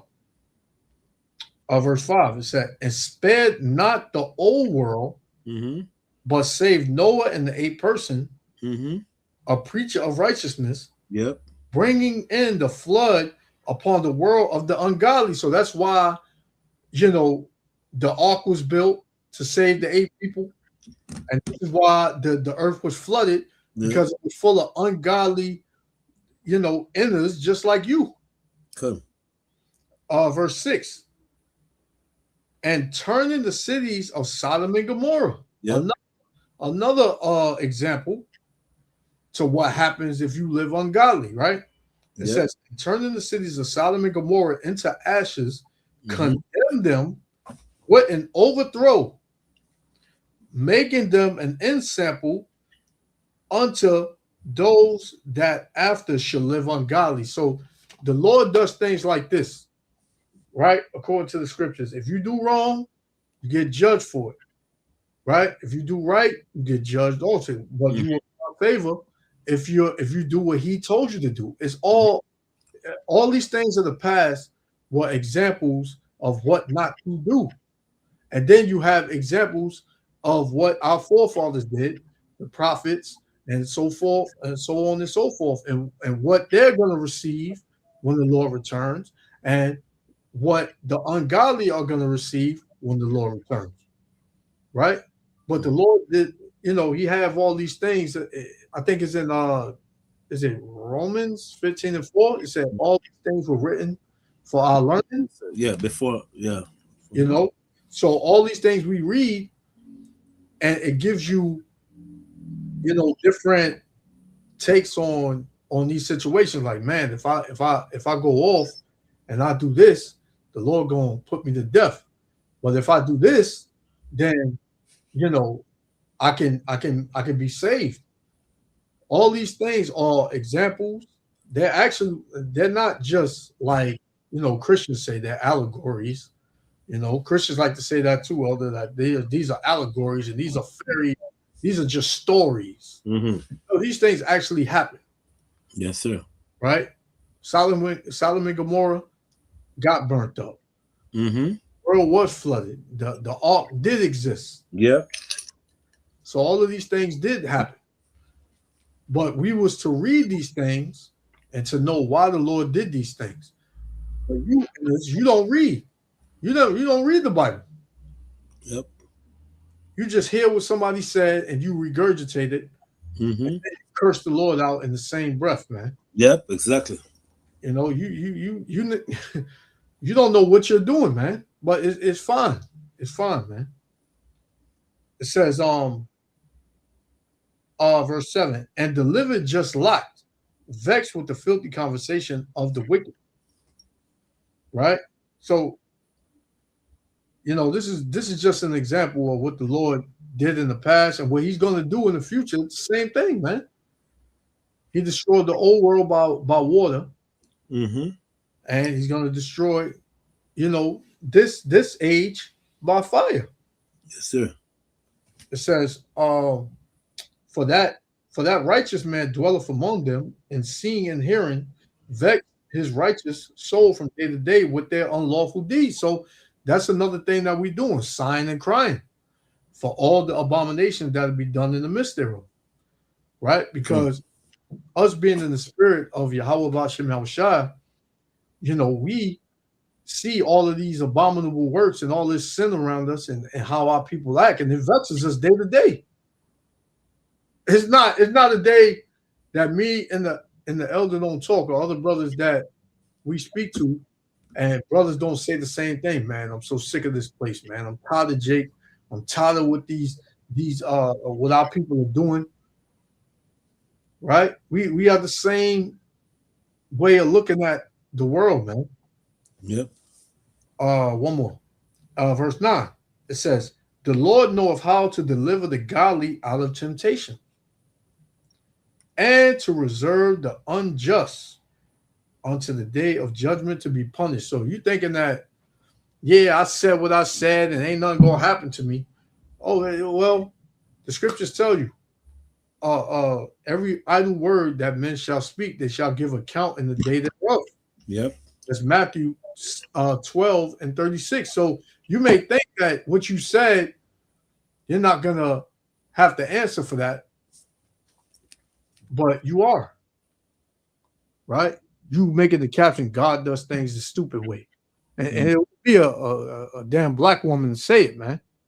Because you can't get a so-called black woman, most of them, you can't get them to even make you a sandwich. You ask them to make you something, and they tell you, well, I ain't your wife, I ain't got no ring on this finger. Like I ain't your mother, you can make your own. Same thing he said with the Most High. Why would the Most High allow Noah to make the ark when he could have did it himself? I like when sister said the old man. She funny as boy. Crazy. But you know what happened? The Most High say he wink at our ignorance. So what she saying, the Lord just wink at it. Because the Most High know our people they do say dumb things, So Most High just wink at our ignorance, man, because it's crazy, Even brother that's in the knowledge, they just went off in the world because their mind wasn't there from the beginning. So same thing with these sisters, man, brothers, all of them. They just like but they gotta come to their sense one day, Yeah, if they repent. Yep. If they repent. Yeah, definitely. Yep. Because it's like, I can see if the truth wasn't out here. Right. But you have, because all these videos is being made against the Israelites now.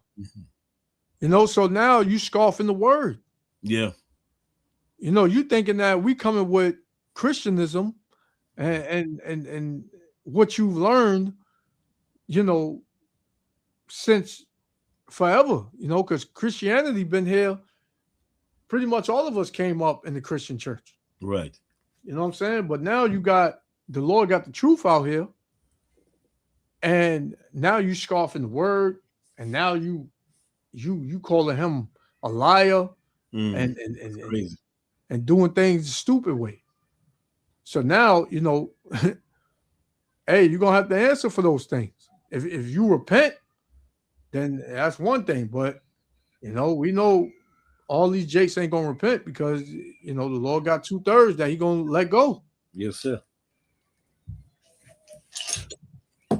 Chest in 7 days. Just giving you a warning. You should probably go get a bulletproof vest. And Noah is extra old. Apparently, he's like 600 during this time. And I don't care how you try to spin Noah's age to try to make this part of the mythology make sense in your brain. We can all agree that Noah is old as hell. And he has to build the ark, gather the supplies, gather the food, get his family, make sure all the and that was a curse, because back in those days, it wasn't nothing just strange about us getting up there. 300, 400 years old. But now the Lord put the curse saying that the life of a man is going to be what? 3 scores, something like that? Yeah. 3 scores and a half, something like that. Yeah. So you'd be lucky to see 70. Some of our people don't even see 20. animals get on the ark, and then he has to take care of everything and everyone for over 14 months. And then his family, and only his family, which are like 8 people, months. by the way, are tasked with Say over 14 months. Oh, I think on the ark. Okay, that's repopulating the entire earth by themselves. Cousin fucking. They were cousin fucking at the very least. Their bloodline would have been incredibly inbred, which is another thing. God couldn't have created more people who wouldn't have been exposed to wickedness at all, given the all good God apparently created them himself, so that Noah's family wouldn't have to partake in incest in order to repopulate this earth. Incest, which God himself says is detestable to him later on down the line in the same Bible. If he was truly all knowing, he would know that if this flood happened, some incest was going to have to happen as well, given he killed literally everyone else and didn't provide any other people. While he's up there watching folks drown, he can't be creating more people. He had 14 months, which is plenty of time. And back in Genesis 1, he created humans and the entire earth. There it is. They telling the Lord how to do things. She said incest, huh? Yeah. Wow. By just saying, let there be. Or better yet, to make this all real easy, God could have looked down at his creation at the start of Genesis 6 and said, oh man, those people are wicked. They don't exist anymore. And here's some pure beings that I just created that won't be exposed to wickedness at any point because I created them in heaven with no exposure to wickedness at all. No flood even needed. At that point, that would take care of everything that I just mentioned, and it would also save the marine life because the salt water mixing in with fresh water with the flood happening and being that for 14 months would have killed most of the marine life, not to mention the millions of rotting corpses just floating in the water. And it would also save the And you know what kills me? Mm-hmm. Is how Jake don't make videos on Esau and what he's doing to the earth. Like, why is the earth the way it is today? Mm-hmm. Why is the air messed up? Why is the food you eat very cancerous? Why is everybody catching cancer from eating certain foods? Right? Why is the water tainted? Why do you need an ID to walk the street? Why do you need a passport to fly to another country? Why are you getting, why is the so-called Black, Hispanic, and Native American man being shot dead in the street unarmed? Why is the cops dragging the so-called Black woman out of the car by her hair, ripping out half of her braids, and she ain't done nothing, man? Why is all of this happening? I don't see you making videos on none of that. Right. But you jump straight to the Bible and to the brothers that are teaching you the truth of the Bible. You jump straight past all of that and straight to us. This goes to show you, you just said it, Elder, brainwash, man. Our people are so gone. They're not, it doesn't matter what this devil does, what he says. They're so drunk off of his wine that, oh no, he gets a pass. Yep. But when their own people speak, they sober up. And now they got something to say. This is why the Lord gonna get rid of a lot of our people, man. Yep. And she said that that was incest on the ark. Nothing goes like that because Noah and his wife they're always on the ark. Noah's wife and his wife's children, Noah's son and his wife and their wife was on the ark. So what incest was on the ark? Nothing. All of them have their wife. Japheth have his wife, Ham have his wife, Shem have his wife, Noah have his wife. So what incest was on the ark? Exactly. Stupid, man. Oh boy, I tell you. That makes no sense. I guess they're not reading the Bible. They're not reading. Say something and then that's it. They're not reading it. And it tells you in Deuteronomy 32, God separated the sons of Adam. You're fair. There's no incest, man. Yep. No incest on ark. Oh Lord, boy. Idiot, man. Sad. Vegetation on Earth from being submerged in water for 14 months and therefore destroyed as well. But nah, God apparently likes doing it the stupid way. He's got to drown folks to get things done, apparently. Here's another exciting episode of the stupid shit I used to believe when I was a Christian. Well, I literally believed that I had a relationship with Jesus. that he walked with me and he talked with me and he told me I was his own. But you see, Elder, what Christianity does to our people. Yep. Where the fuck? Somebody got him. Yep. It's crazy, man. You still got Christians out here, man. This is crazy. Remember, we always talk about it. That's why I would tell brothers out there and sisters, we gotta study, man. Yeah, man. I'm telling you, man, straighten your brains. So no one could go up against you, man, like pushing that lies about Christ doesn't exist. You know what I mean?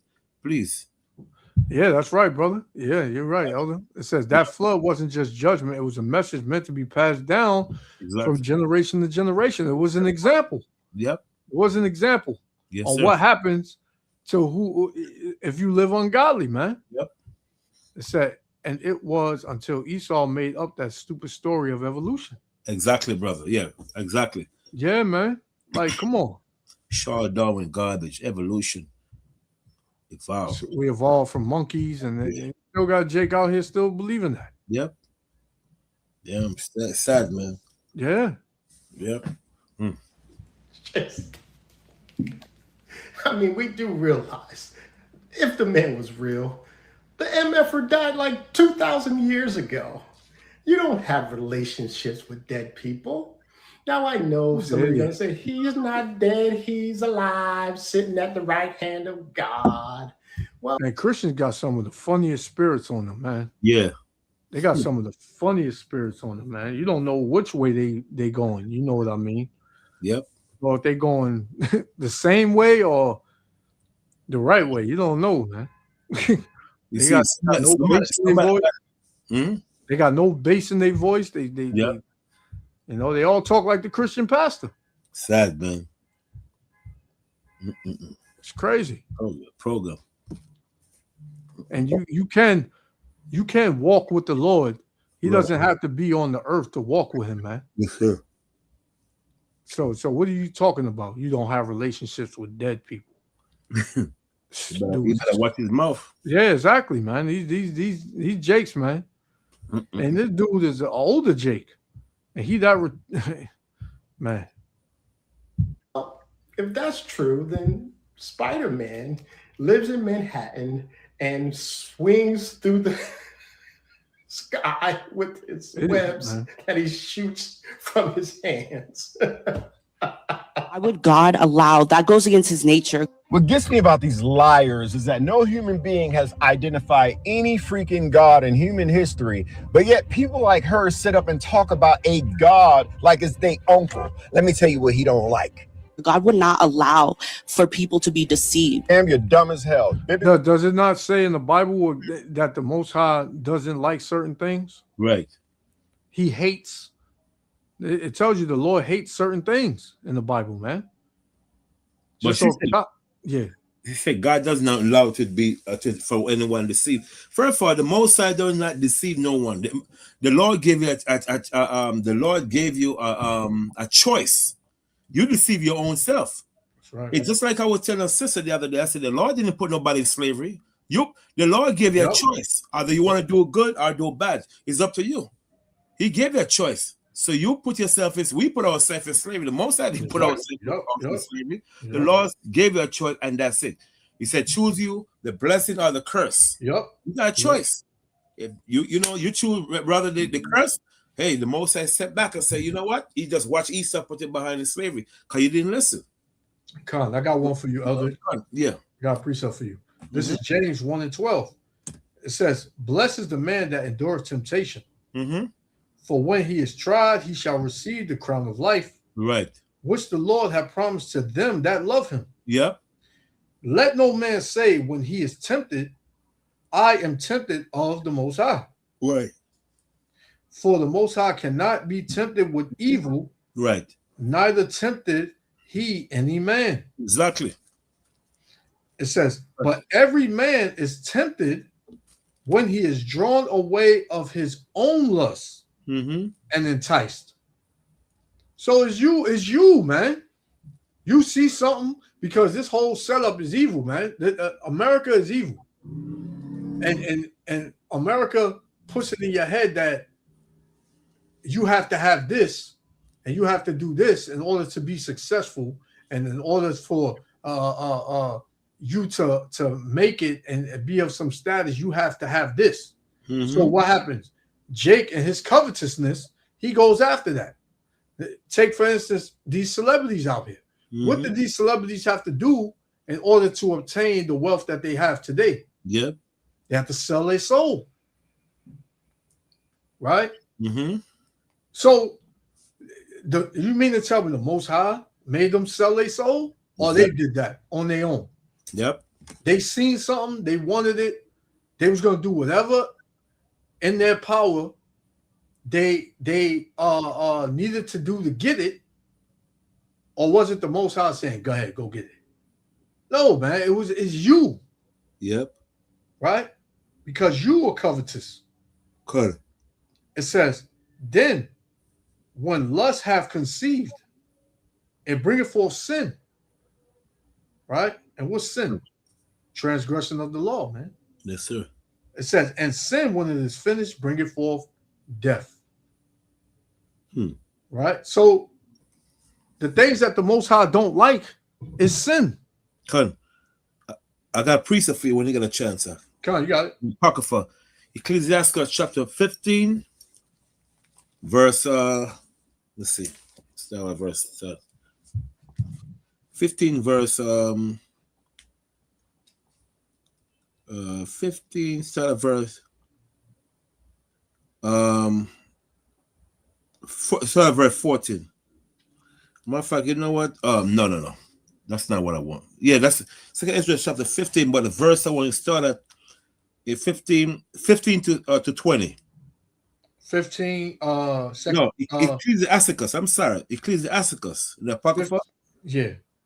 Ecclesiasticus chapter 15, verse 15 to 20. Okay, come. This is Sirach 15, verse 15. It says, I'll start at 14, Elder. Okay. Well, I can start at 13. It said, the Lord hateth all abominations. Right. And they that fear the Most High power love it not. Right. So that's simple. You don't like abominations if you love the Lord. You're not going to indulge in that. It says, he himself made man from the beginning and left him in the hand of his counsel. Yes, sir. If thou wilt to keep the commandments and to perform acceptable faithfulness, meaning if you endure in the commandments, it said, he have set fire and water before thee, stretch forth thy hand to whether thou wilt. Right? Water, the living water, is the scriptures. The fire is the destruction. It says, before man is life and death. There's no middle. There's no in the middle. Right. And that life and death we know is the blessing and the cursing. Right? That's right. Yep. It says, and whether him liketh shall be given him. Yep. It says, for the wisdom of the Lord is great, and he is mighty in power, and beholdeth all things. Right. And his eyes are upon them that fear him. What is the eye? What was the Lord eyes? Eyes are the what? The Lord angel. That's right. Yep. Okay, go ahead. And he knoweth every work of man. He know your thoughts. The Most I said in Jeremiah, before I form you, I knew you before I form you. He knows what you're gonna do from the beginning of time. Yep. You see? Yeah. He have commanded no man to do wickedly. Neither have he given any man license to sin. License to sin. So the Most High did not give it any license to sin. You just sin because you what? Because you're wicked. Yep. There's another one in Ecclesiastes, now in the Bible. When the Most High tell you, he make all men upright. Come on. All men upright. You remember that verse? He made all men upright. Ecclesiastes. But man sort out many inventions. Yeah, come. Yep. So people can't say, well, a lot of these children born become chichi men because the Lord. No. The Most High make every man upright. Like you said, men just turn to their own evil deeds. Mm-hmm. Right? So he gave us a choice. That's it. Even Esau, he gave every man a chance to do good. But did Esau do right? Hell no. Con. You know what I'm saying? He just went Esau's look, because the Most High know Esau ain't got to repent. He Yep. just watch Esau say, because Esau, you know, everybody have a mind of their own. He just watching them say this person got changed. That's right. Yep. Okay? So when you hear people talk about this and that, oh, I sin because no, you sin because you want to sin. Yeah. Yep. Yep. It feels good. You know you're not supposed to speak with a man and woman. You just do that because you want to satisfy your damn flesh. Yeah. Yep. You know what I'm Yep. saying? You know, you want to satisfy your flesh, so you sleep with the brother's wife, your brother's wife, because your flesh overcome your spirit, and now you're like, oh my God, what have I done? You should know from the beginning. You saw discipline your flesh, and that's the problem with a lot of the men today. They don't know how to discipline their spirit. Con. You know what I'm saying? Con. Okay. Yep. This is Ecclesiastes 7:29. Mm-hmm. It says, "Lo, this only have I found, Right. that the Most High Power have made man upright. Upright mean righteous. Go ahead. But he have sought out many inventions." And what is the invention? All sorts of wickedness. That's the inventions. All sorts of wickedness. So we can't blame the Heavenly Father for doing anything. Exactly. You know, we can't do nothing. You know, when the Most High test, we said the Bible say he tempted Abraham. We know that's that word. They not talking about no little tempt. It's that mean test.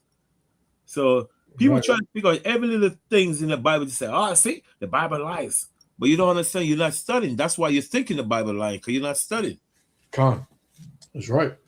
This is Genesis 6:5. It says, "And the Most High Yahweh saw that the wickedness of man was great in the earth, and that every imagination and the thoughts of his heart, meaning his mind, was only evil continually." It's like, brother, you see that right there?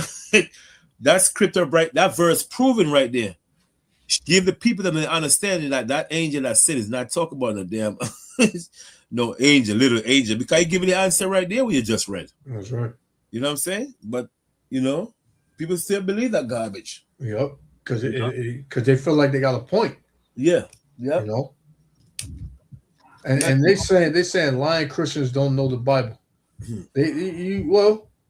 You're right. They don't know the Bible. But we know this is geared toward the Israelites, man. Yeah. Because as long as Christianity was out here and Christians was just teaching the Bible, nobody had a problem. Nope. You didn't have debates. Right. You know, now everybody wants to debate. You know, you got literal channels on social media where everybody want to debate the Israelites. And then they wind up defeated and confounded. You know? Illiterate. Your Bible says your God sent a deceiving spirit or a lying spirit to his own folk. It's your fake God in the Bible that says thou shalt not kill, but then send the same individuals to the next neighboring city to kill everybody.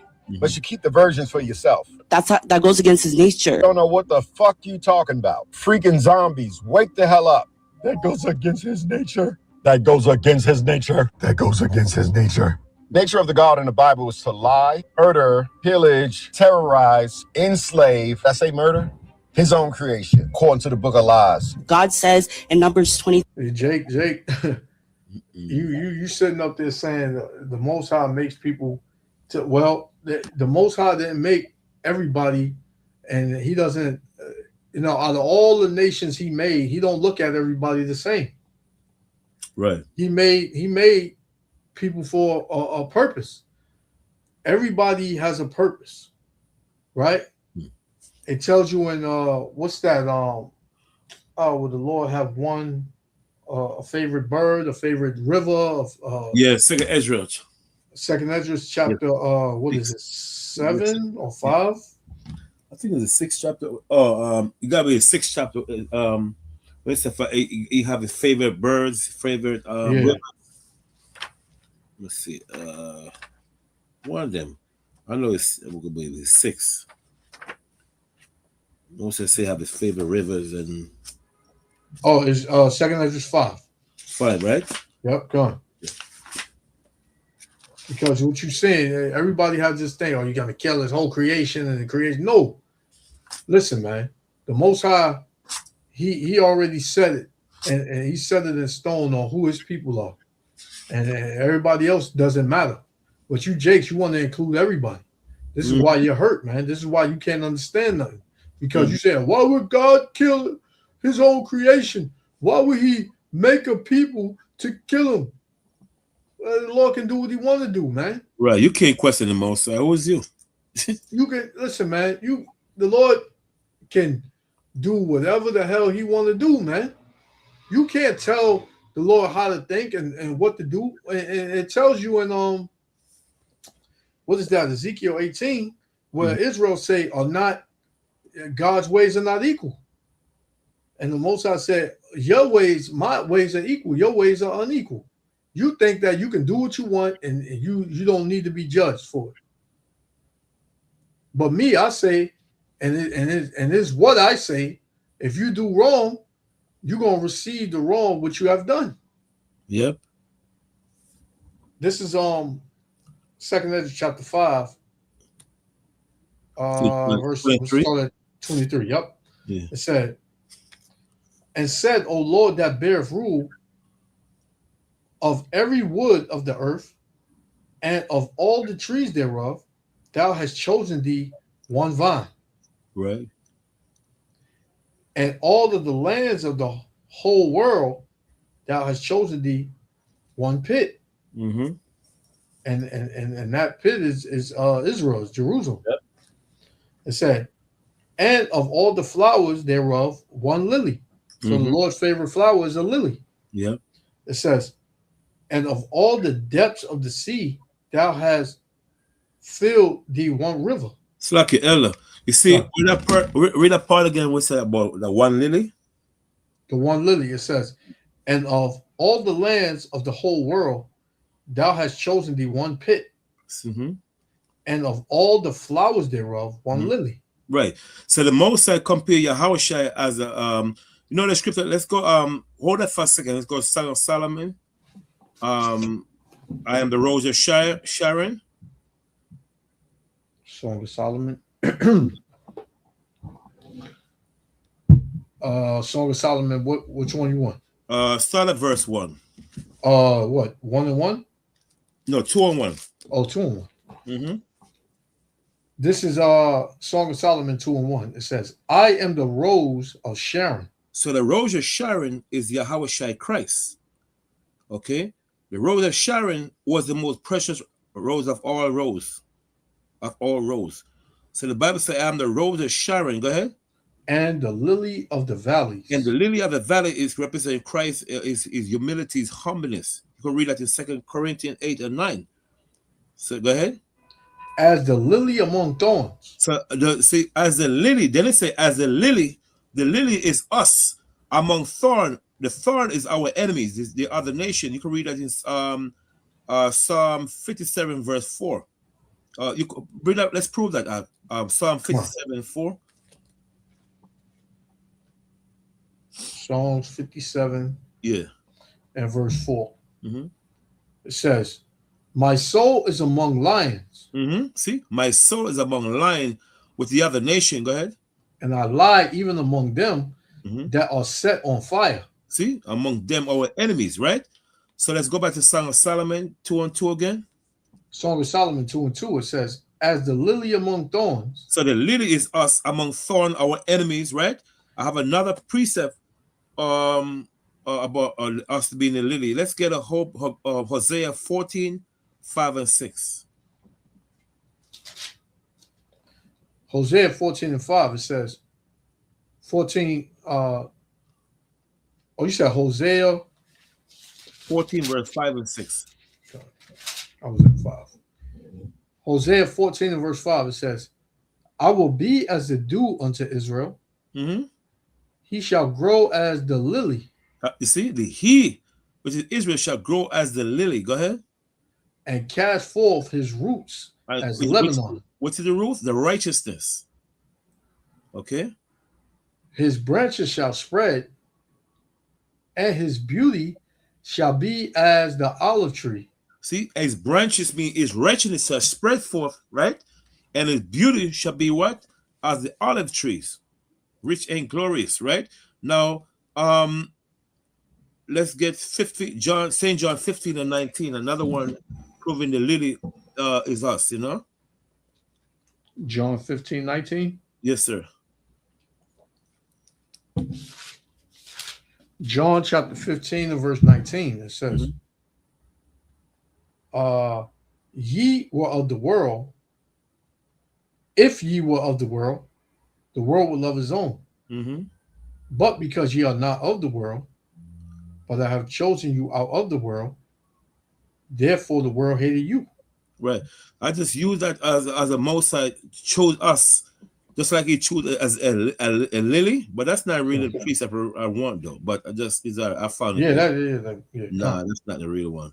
Definitely, that's not the one I want. But we just but the one is St. John 14, Hosea 14, 5 and 6. The lily is us. So when you go back to your Apocrypha now, go back to your Apocrypha. Just bring out those precepts. Mosai compare us as a lily, the flowers. That's so precious, you know. Even though we're wicked as hell, the Mosai chose it as a what? As a lily, as a favorite flowers, man. Just like the Mosai chose favorite flowers, the Mosai chose us as what? As his lily, as a nation. Colin, it says, the brother said, when Ish starts hitting the fan, I wonder which God they call upon. That's the same thing I just said, brother. Yep. You know, because you know our people they'll call the Most High this and that, and then as soon as they get in some kind of turmoil or affliction, they call in the same power they disrespected, man. Right, cut. It said those other nations at the time of the Exodus were wicked for hundreds of years and were being judged for it, with the Most High using the Israelites to do it. Exactly. Come. Yep. They don't understand the scriptures, man. Yes, sir. Come. Yep. Thanks, brother. This is 2nd Ezra chapter 5 and verse 25. It says, and of all the depths of the sea, thou hast filled thee one river. The Jordan River. Beautiful river, right? Well, come on. And of all builded cities, thou hast hollowed Sion unto himself. And of all the fowls that are created, thou hast named thee one dove. And of all the cattle that are made, thou hast provided thee one sheep. And that's what Israel is referred to as sheep. Yep. Right? It says, and among all the multitudes of people, thou hast gotten thee one people. Yep. So it's not, we know that the Lord created everything, and all creation come from the Lord, but not all creation is, the Lord dealing with. The Lord is not dealing with as far as his people. He's not dealing with all creations. He has one creation that he made dear to himself. That he severed. It tells you that in Deuteronomy 14 and 2, Deuteronomy 7 and 6, right? And it goes into how he feels about the other nations. And 2nd Ezra 6, verse 54, down to 56, I believe. It says, it's like an elder. Sorry, but let's go Hosea 7:11. Mosai compare the northern kingdom, which is Israel, as a dove also. Hosea 7 and 11? Yeah. Hosea chapter 7, verse 11, it says, Ephraim also is like a silly dove without heart. Without heart mean without understanding. So the more compare the children of Israel, the northern kingdom, as a silly dove, man. Go on. They call to Egypt. They go to Assyria. Same thing, not literal Egypt. Another word, they mind this thing of the modern day Egypt. They go to Assyria as slaves. So we not know he's not talking about no ancient Egypt or Assyria. All right, because when was it Syria? Where was it into all this wickedness? Is when we come America now, we become dependent on the system of this government. You know what I'm saying? That's why they say we call to Egypt, right? And then what? Read that verse again. Come. It says, verse 11. Ephraim also is like a silly dove, without heart.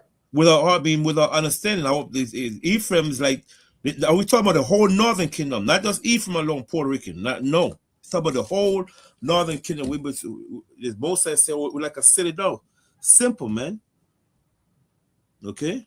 Easily, when it's a silly dove, another word, all people are the northern kingdom, they're easily deceived by this white man.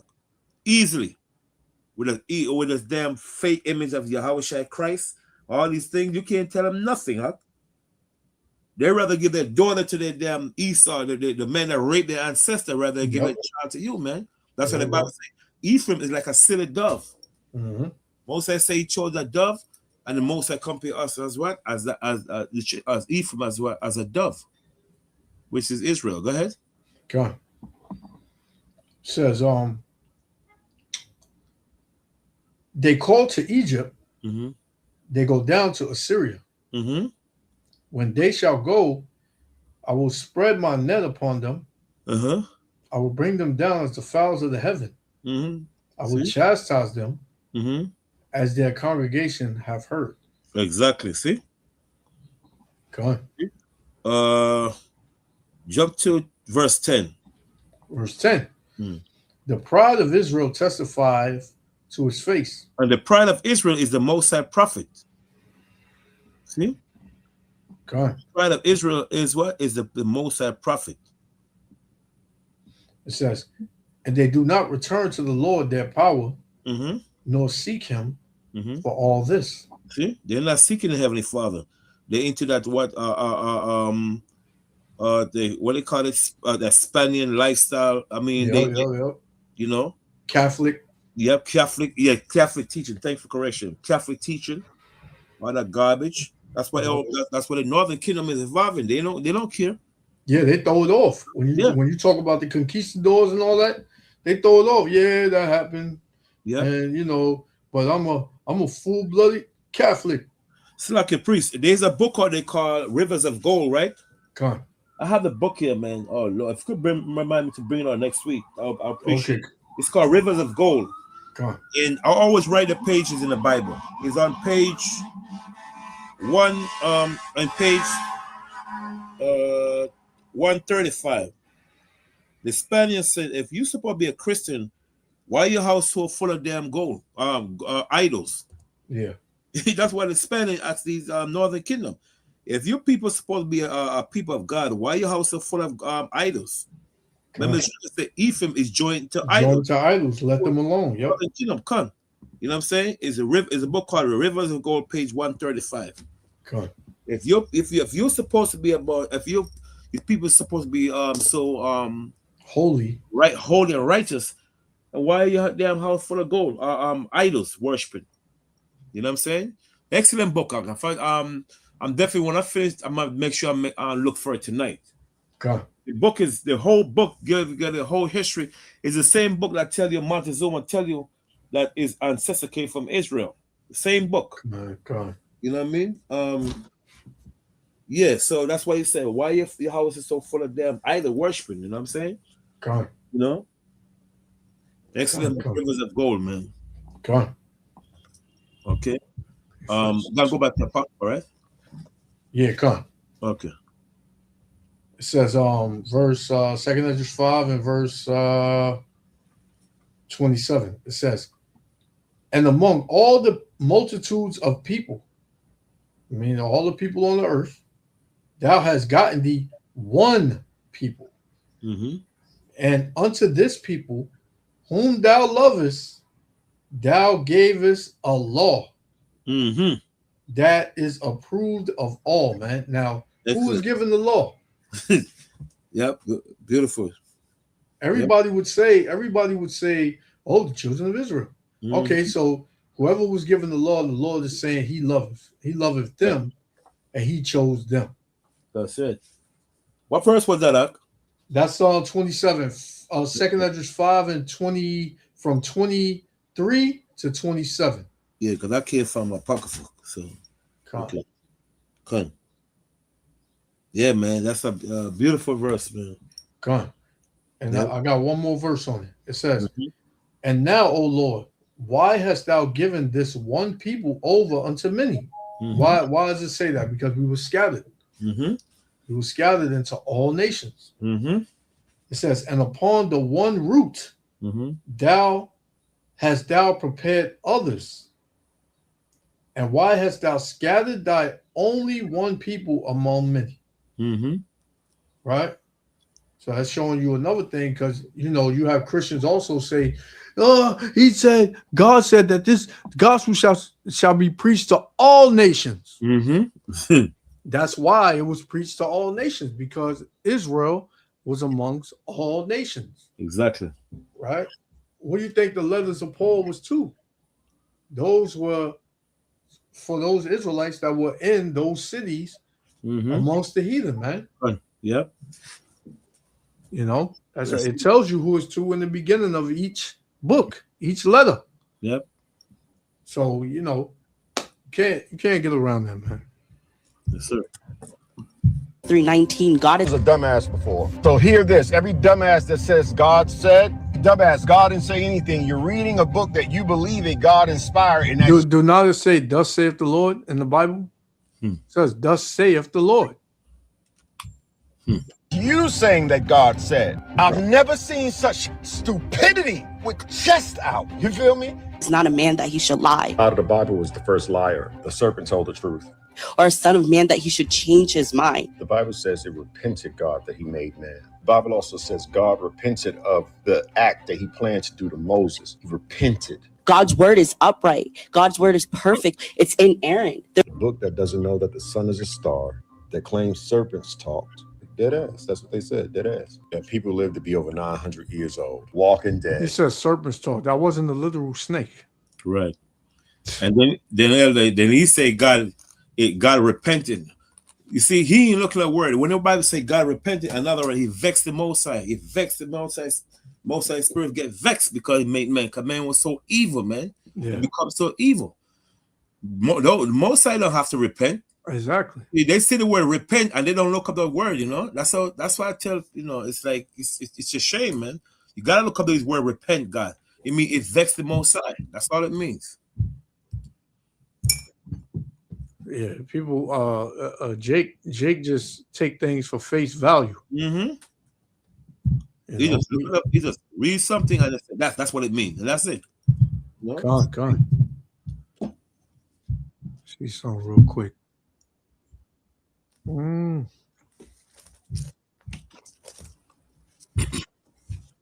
Slack here, 1 second though.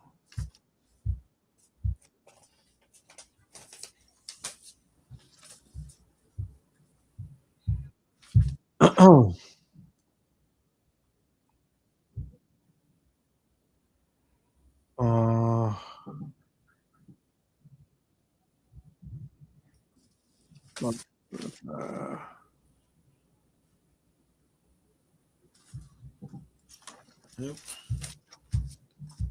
Because the Most High is not a man that he should repent. Yep. Oh, this Christian right here, he's probably an ex-Christian or whatever. Christian really messed up the minds of our people. Yep. When I used to go to the Christian church, I can't remember one thing I learned. Only thing I remember is the dancing, the stomping, the little like a disco club, right? Yeah, man. The sweating, the people catching the Holy Spirit, jumping around, and the big hats flying off their heads, and hey, women rule the Christian church. And the man with the handkerchief, Yeah. Rubbing his thing there, Yeah, they read a half of a verse, and the rest is dancing and singing and give me your money. Good. You know, now they got ATMs in the church now. Mm-mm-mm. You know, so soon they're gonna be asking you to put some money, take some money out before you come in. Yep. Good. You know, didn't the pastors tell? You know, I've seen the video where the pastor told one of his members to sell a house and give him the money. Mm-mm. And she did, huh? Yeah. Wow, oh God, come on. One of them, he told remember he told everybody he wanted them to give him $1,000 before they leave out. Mm. You know, he locked the doors on them. Wow. He told them, nah, no, come on, man. He said, y'all got it. He said, lock the doors. There's one of them. There's a pastor in Trinidad. He's a Trinidadian pastor. He told the whole church that, you know, the Lord said, cast away your gold, man. It's no good. So I want you guys to put the gold in the barrel, the gold and the money in the barrel, and meet me by the sea. And we got to throw everything in the ocean. Man, brother, that man fled straight to Trinidad. It's a true story. You could find it. That man went straight to Trinidad, brother. But they locked him up though. They have him arrested. People was giving away $1,000 worth of gold and money. You know what I'm saying? So they put it in the barrel. You know. Man, I don't know what happened. He got somebody from the church outside, security guard outside, or someone sneak up from the back of the church and took all the gold and so forth. What happened? They, you know, he act like something went wrong. Like he don't know what's going on. Exactly. So the brothers, the brother was like, you know, he has security guard is outside watching the church, but the pastor has somebody else come by the back of the church because he already sets everything up. I take all the gold in the barrel and all the gold and you know the money at night and going out. So when they're supposed to open the church the next morning, it was too late. The pastor, everybody was gone. Yep. Yeah, man. It's a true story, man. You know, I was reading a magazine and stuff, man, and they have it on Facebook, you know. What these pastors is doing, to Jake in the church, man, it's funny to me. Yep. It's so funny, man. Yeah, good. And you got the nerve to scoff the Israelites. We're not asking for your money. Right. You know? But these pastors, man, they want your money. They want your house. They telling you get rid of your gold. He said, Elder, give me all your gold and your money and meet me by the sea. Yep. That was a sad story, man. The Trinidadian pastor, he was gone. Oh, man. Yo, Jake is, man. Hey. That's sad. Oh, man. The simple belief, every word, man. Yes, sir. God. We can finish this video, Elder, and we can shut it down. I'm gonna get me some sleep this time. I'm tired. Come on. Yeah. Damn it, if it's in there, it's true. So yeah, man. Yeah. You got four scoffers right here. Yep, come. And it's thousands more, man, hundreds more. Right, come. You know, they coming up by the boatloads every day, man. Mm-hmm. Yeah, Jake is a Satanist, man. Okay. A lot of our people are Satanists. Okay. All right, so yeah, so I was thinking signs of the end nation at war. I was thinking about doing part 3 2 weeks from now. We think yeah, we could do it.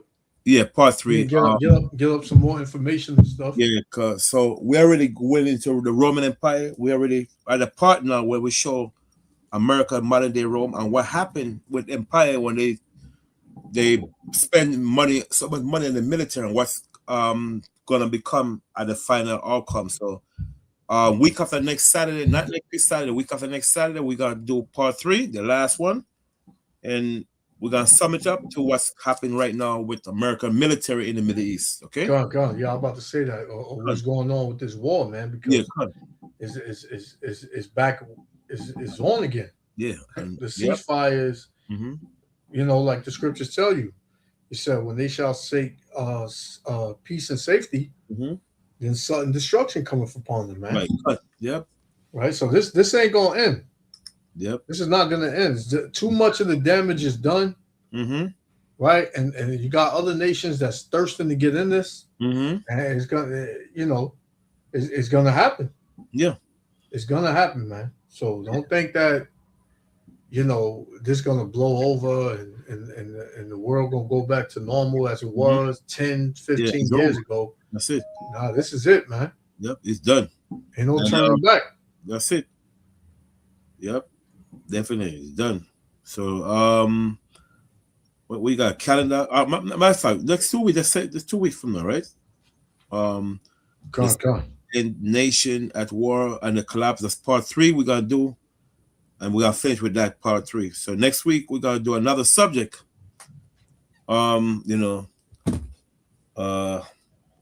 It's called Hold On, It's Gonna Get Rough. Come on. Subject we're gonna do next week. Hold on, it's gonna get rough. How we have to prepare ourselves spiritually, and what's gonna find a whole come of the job system. Things happen with family at war with each other. What to expect to be prepared, man, because it's gonna get rough out there. So next week the title is gonna call Hold On, It's Gonna Get Rough. Next week Saturday, okay?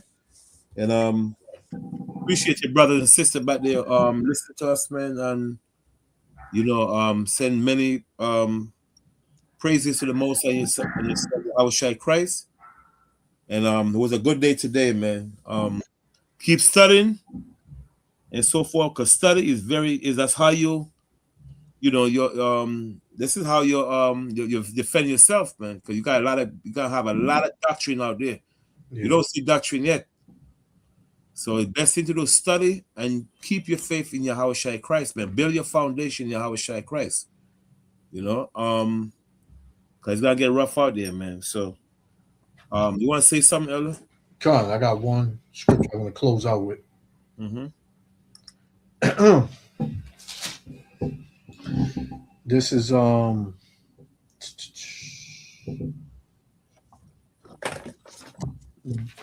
Daniel. Go back to Daniel.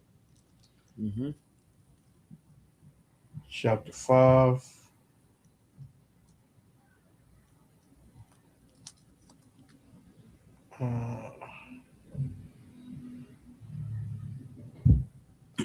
This is Daniel chapter 5, verse 26. Mm-hmm. I'm gonna start at Salakia.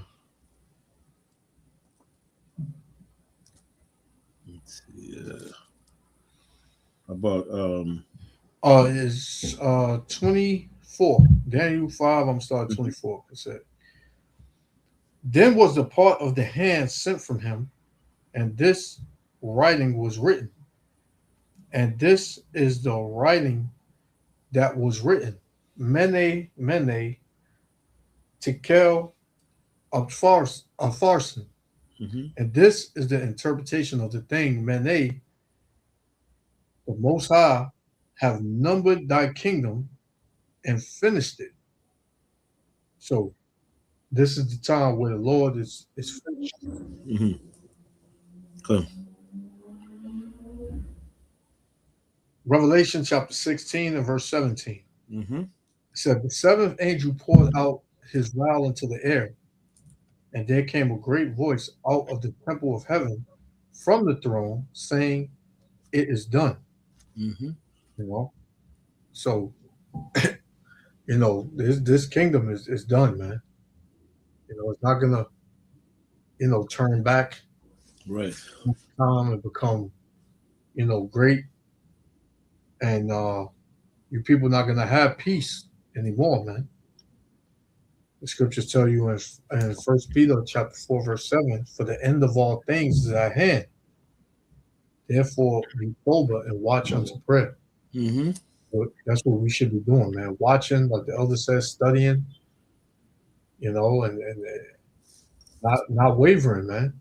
Praying, praying for mercy from the Lord, understanding, discernment, because there's going to be a lot of tricks and traps of of this devil. And if you're not wise and you don't have the armor Yep. of the Lord on, you could get caught out there, man, and trapped up in it. So Mm-hmm. we just got to be, prayed up and Yep. and doing what the Lord commanded us to do. Come. Yeah, you got something, Elder? Want to finish off with? No. That the one in Ecclesiastes, remember? Okay. We have many. 12. Many. Yeah. Awareness of flesh. Further these by so yeah. You talking about Ecclesiastes 12? Yes, sir. Ecclesiastes 12 and verse 13. Mm-hmm. Let us hear the conclusion of the whole matter. Mm-hmm. Fear the Most High and keep Mm-hmm. His commandments, Mm-hmm. for this is the whole duty of man. Mm-hmm. For the Most High shall bring every work into judgment, Yeah. and every secret thing, whether it be good or whether it be evil. Right. And that part where it say, further thee by my son, we have many books. Oh, Khan. Yeah, Verse 12. Mm-hmm. It says, and further, by these, my son. Right. So Solomon was telling his son, he was instructing his son what's going to happen. Go ahead. Be admonished the making of many books. Right. So you could have many books.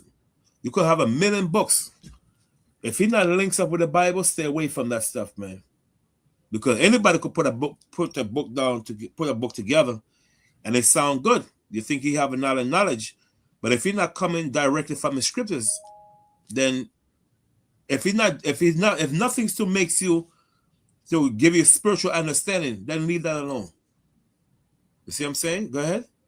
Con, I had a quick precept for you, Elder. Mm-hmm. 2 Timothy 3 and 7. Ever learning and never able to come to the knowledge of the truth. Right, see? Men forever learning all these histories about Egyptology, Kemet history. If you could read all these books, but if you're forever learning. But if you have not come to the knowledge of truth, the Most High, you say you're wasting your damn time. Because these things are not, it just put it into the dark world and that's it. The dead burying the dead. That's it. Go ahead. Con. It says back in Ecclesiastes 12 and verse 12, it says, and further by these, my son, be admonished the making of many books. There is no end. Mm-hmm. And much study is a weariness of the flesh. So when the Bible said much study is a weariness of the flesh, another is a waste of time. All these books doesn't mean nothing. Good. Okay? So we know the number one books is the Bible. That's the number one selling book in the world, man. Yep. And controversial. Yes, sir. Yep, exactly. Number one controversial book in the world, man. Yep, the number one book in the world and the number one controversial. I'm gonna definitely use that. Yep, You know what I'm saying? So with that, I'm gonna say peace and safety and many blessings to your brothers and sisters out there, man. And we love you, brother. Thanks for listening and so forth. And continue to study, keep sharp and so forth, you know what I mean? And just looking forward to see your brothers and sisters next week. All right. I'm gonna say with that, shalom, peace and blessing. Call Lord Yahweh, Ba'ashem, Yahweh Shah to the next lesson. Come. Shalom, Elder. Yeah, shalom. Okay, shalom.